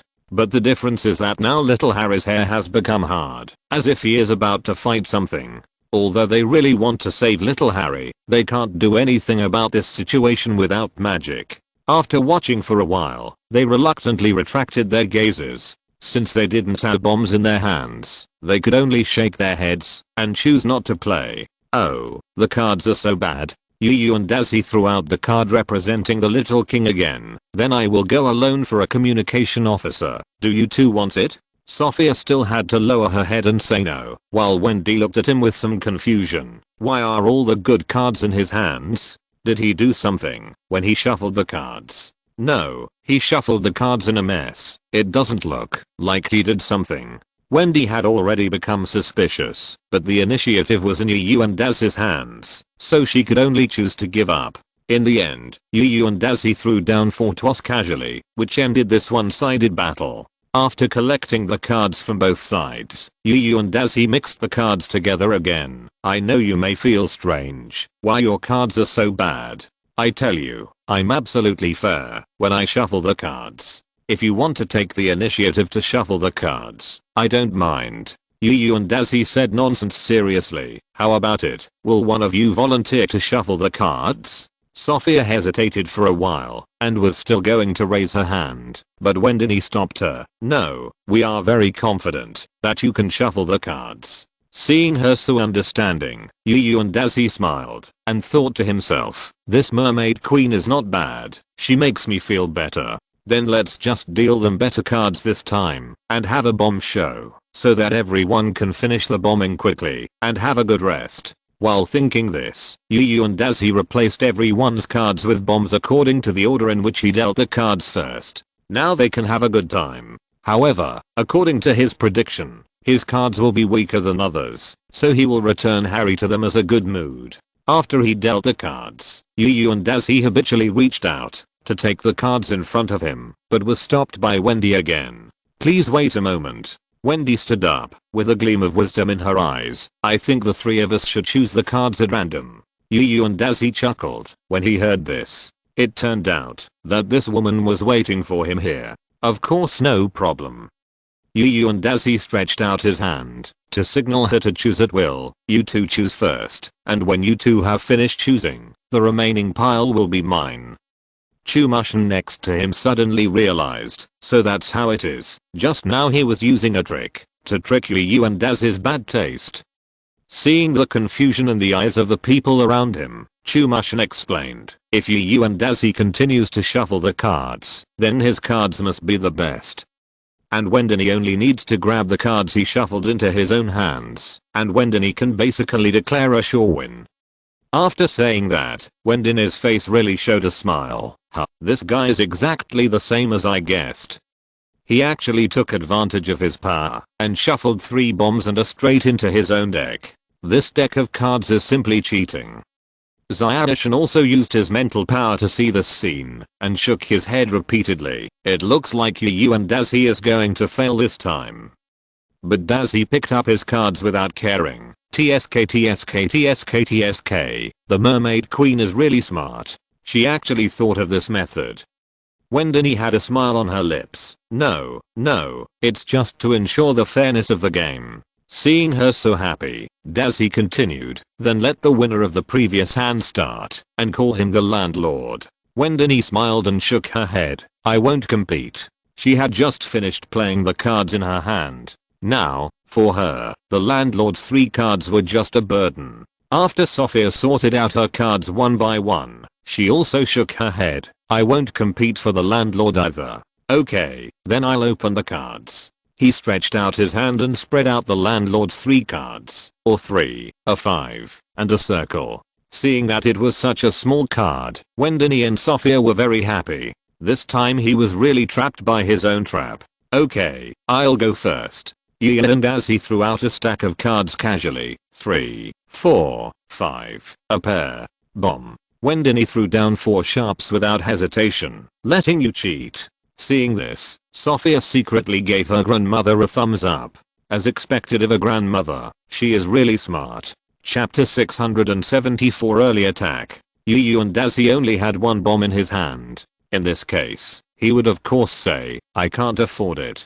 Sophia was also very smart and said, I can't afford it. Since the common opponent said no, she would naturally not cause trouble to her grandmother. Wendy's invisible aura rose again, and she said in the tone of a winner, 3, 4, 5, 6, 7, a straight. Sophia next to her looked at her cards and shook her head. I only have 3 with 1, no straight. Sophia had 2 bombs, 2 3 with 1, and a single card. Yu and Daisy's cards were all at a disadvantage. He had no straight, so he could only let them start the bomb show. Then Wendy dropped another bomb, 4 tens. I only have 1 bomb in my hand now. Sophia, you continue. Okay. 4 twas. 4 nines. After 2 consecutive bombs, Yu and Daisy still chose not to take it. But the smile on his face became more and more obvious at this time, which made Wendy feel a little uneasy. Could there be a turnaround in this incident? Sophia then threw out a bunch of cards. Next is 3 sixes and 3 sevens of planes, with hooks and circles.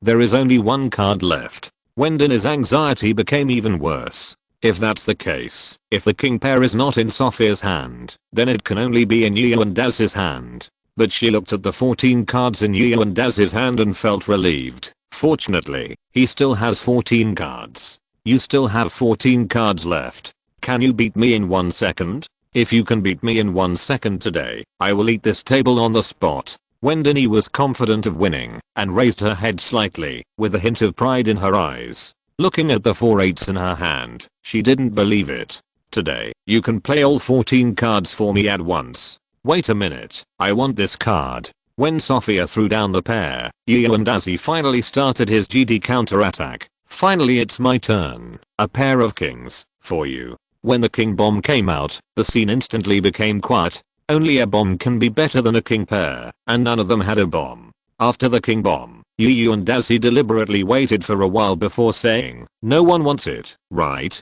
Then I will continue after that." Yu and Daisy threw down all the remaining 12 cards. 3 hooks, 3 circles, 3 Ks, take 3, 4, and 5, and we are done. The scene was immersed again. These 14 cards were actually played at once. Are you kidding? And Wendy quietly leaned over and looked at the table in front of her. What did she say just now? Should she eat this thing? But soon she comforted herself. Forget it. Anyway, no one heard it just now. Just pretend I didn't say it. We lost again. Why is this? Sophia lay on the table. Why can't they win? Even if they are like this? In fact, you could have won. Yu and Daisy smiled and began to collect the cards. But you shouldn't have let me grab the landlord. As long as the landlord is grabbed in this deck of cards, it will be a winning lineup, and this opportunity was originally reserved for Wendy. The two's confidence was greatly hit by this defeat, but they quickly regrouped and prepared for the next battle. After Yu and Daisy dealt the cards again, he asked, "This time, will you two choose first?" "That's right." Wendy gritted her teeth and randomly chose one of the 3 piles of cards. The last pile was still reserved for Yu and Daisy. Even if Yu and Daisy deserved a beating now, he couldn't be angry with him, and definitely couldn't let him get a fixed pile of cards. Otherwise, with his ability, who knows what good cards he will shuffle for himself. Only in this way can he be cautious. After the 3 of them got the cards, they finally breathed a sigh of relief. Thank God, the cards they got in this round were finally normal. Yu and Daisy also felt a little headache, because according to the current situation, he had to shuffle the cards relatively fairly. If he shuffled a certain deck of cards very well, who knows whether that deck of cards would end up in his hands. So to be on the safe side, there was only one choice in front of him. Just when the 3 of them were preparing for a real contest, the display screen next to them suddenly opened. "Your Majesty, we have something urgent to ask you."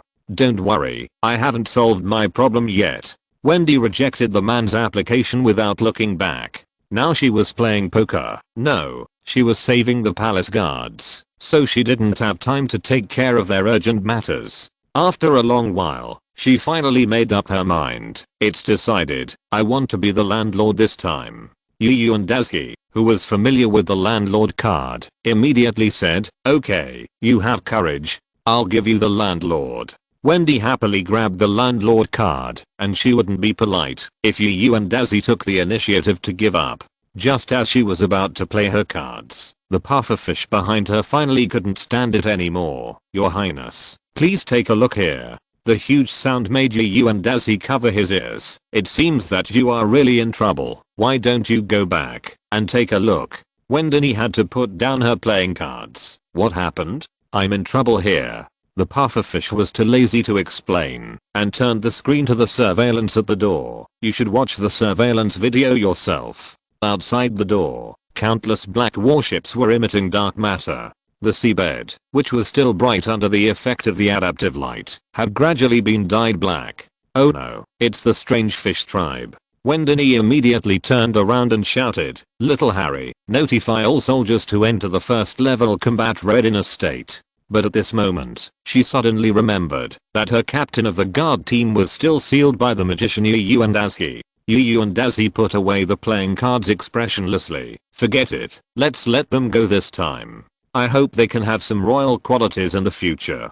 "Great, thank you very much." Sophia bowed deeply to Yu and Daisy. In fact, Yu and Daisy was no less surprised than the mermaids. Although he had expected this, judging from the time, wasn't the time for them to launch a full-scale attack too early? Having said that, Yu and Daisy immediately lifted the several spells he had left on paper, and dozens of guards appeared in the palace. After coming out, little Harry pointed at Daisy and shouted, "Damn guy, he actually dared to seal us in paper. All guards listen up, come together, kill this suspicious human, and protect the mermaid royal family." Seeing that the two sides were about to have another dispute, Sophia hurried to mediate. "Enough, little Harry, now is not the time to talk about this. The strange fish tribe has attacked. We need your strength, especially you as a magician."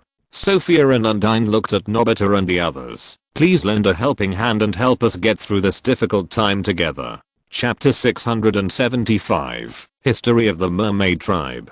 Seeing that they put their attitude so low, Nobita and the others could not refuse. Okay, we can help. Then Fat Tiger pointed to the puffy Harry and said, but he doesn't look like he is willing to cooperate. You should persuade him again. That's right. If he stabs us in the back during the war, wouldn't it be unfair for us to die? Yu and Dazi also agreed. If he doesn't intend to show a cooperative attitude, then we should go back by ourselves. Everyone on the field fell silent. What they said must be prevented. It is really a very chilling thing to pay attention to the back in the battle. Before the queen and the princess spoke, little Harry jumped out. What are you talking about? Am I that kind of person? Although I, little Harry, hate humans, I will not stab my comrades in the back. This is the most basic principle of being a soldier. Everyone thought about the pros and cons again. What little Harry said was right. As a royal guard, he certainly knew that he had to trust his comrades completely. But the humans also had their own considerations. After all, they were just children and didn't understand this kind of friendship very well. Forget it, let's just believe him for once. Yu and Dazi stood up and said, but you also have to tell us what the so-called strange fish tribe is? There is no problem with this. The origin of the strange fish tribe is related to the time when we lived on Blue Mercury. Sophia should. The screen flashed the picture again. My queen, this paragraph of Blue Mercury's text has been translated. I hope it will help in the battle. The doctor held a piece of pink paper in his hand. It was the undecipherable riddle that Doraemon gave to Sophia. Seeing this, Her Majesty the Queen stood up without caring about her reserve. Everyone, please move to the research room. We will explain it in detail there. No need to go, let me do it. While speaking, Yu and Dazi used his space magic to move everyone to the destination. It would take more than 10 minutes to walk all the way there. Saving this part of time would allow them to finish the story. Seeing these people leave, little Harry had to turn his head and look at his subordinates. Everyone listen up. Drive the shark immediately and fight against the strange fish tribe. Yes, sir. The mermaid soldiers immediately left the queen's reception room and prepared to fight against the enemy they could not win. 5,000 years ago, they lost in the battle, and now they don't think they have any hope of winning. 5,000 years of peace have worn out their will to fight, while the enemy is drifting in the universe and expanding its army. Now their only hope is that the royal family can find the mermaid sword, so that there is still a glimmer of hope for victory. Sophia and the others came to their senses and found that they were already in the Doctor's Research Institute, which surprised them for a while. Your Highness, it's great that you can come. The doctor came over with a piece of pink paper. This is a riddle I solved. Please take a look. The queen took the paper and read the content on it. Only Sophia can awaken the mermaid sword.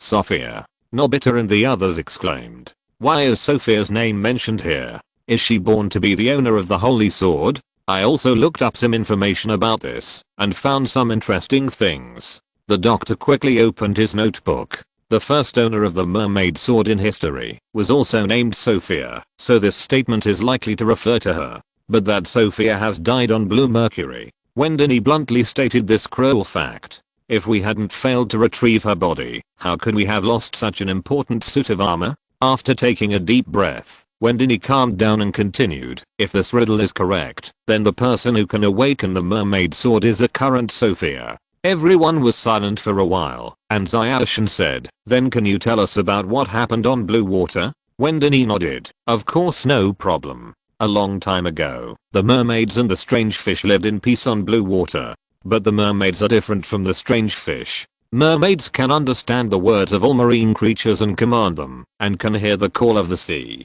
So we chose to farm on the seabed, and get food with our own labor, and we live a comfortable life. But the strange fish tribe does not have this talent, so they can only choose to feed on fish in the ocean.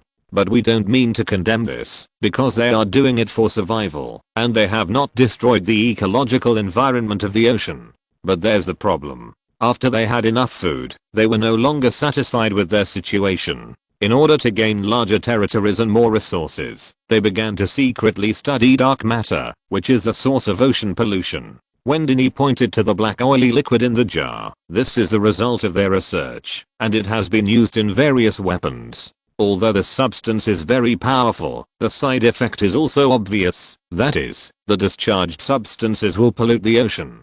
But the strange fish tribe doesn't care about this, because they suddenly found that these polluted sea areas make them feel more comfortable than ordinary sea areas. The war of aggression began. The strange fish tribe spread sewage to various sea areas, and the combat effectiveness of the mermaids in the Black Sea water was greatly reduced. And the marine creatures with weaker resistance to pollution basically died completely not long after. Seeing her own people becoming weaker and weaker, the Princess Sophia at the time made up her mind to let the remaining mermaids go to land to continue fighting the strange fish tribe. Although the situation on land is better than in the ocean, they also lost the convenience brought by the mermaid sword.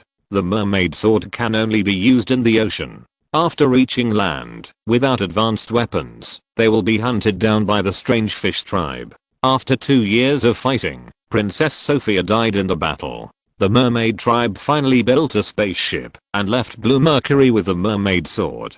With a long sigh, Wendini asked, "I'm sorry that the Earth has been implicated this time, but there is no way out for this planet. Please. Do you need to say that? We will definitely help." Fat Tiger immediately stood up and expressed his attitude. Sunia also raised his hand. "You're right. This is not the first time we have saved the Earth." Others also expressed their willingness to join this war to defend the ocean, because it is also related to everyone's survival. "Okay, since everyone said so, let's go." Doraemon took the lead and walked towards the gate. At this moment, a ringing sound that destroyed the atmosphere suddenly rang here. Doraemon covered his stomach and said, "Sorry, I have to answer the phone." End of this chapter. Thank you very much for reaching the end. Don't forget to like. Looking for more exclusive content and immediate access? Subscribe to our Patreon. Remember, every like, subscription, or donation encourages us to continue. Thanks to everyone. See you in the next video.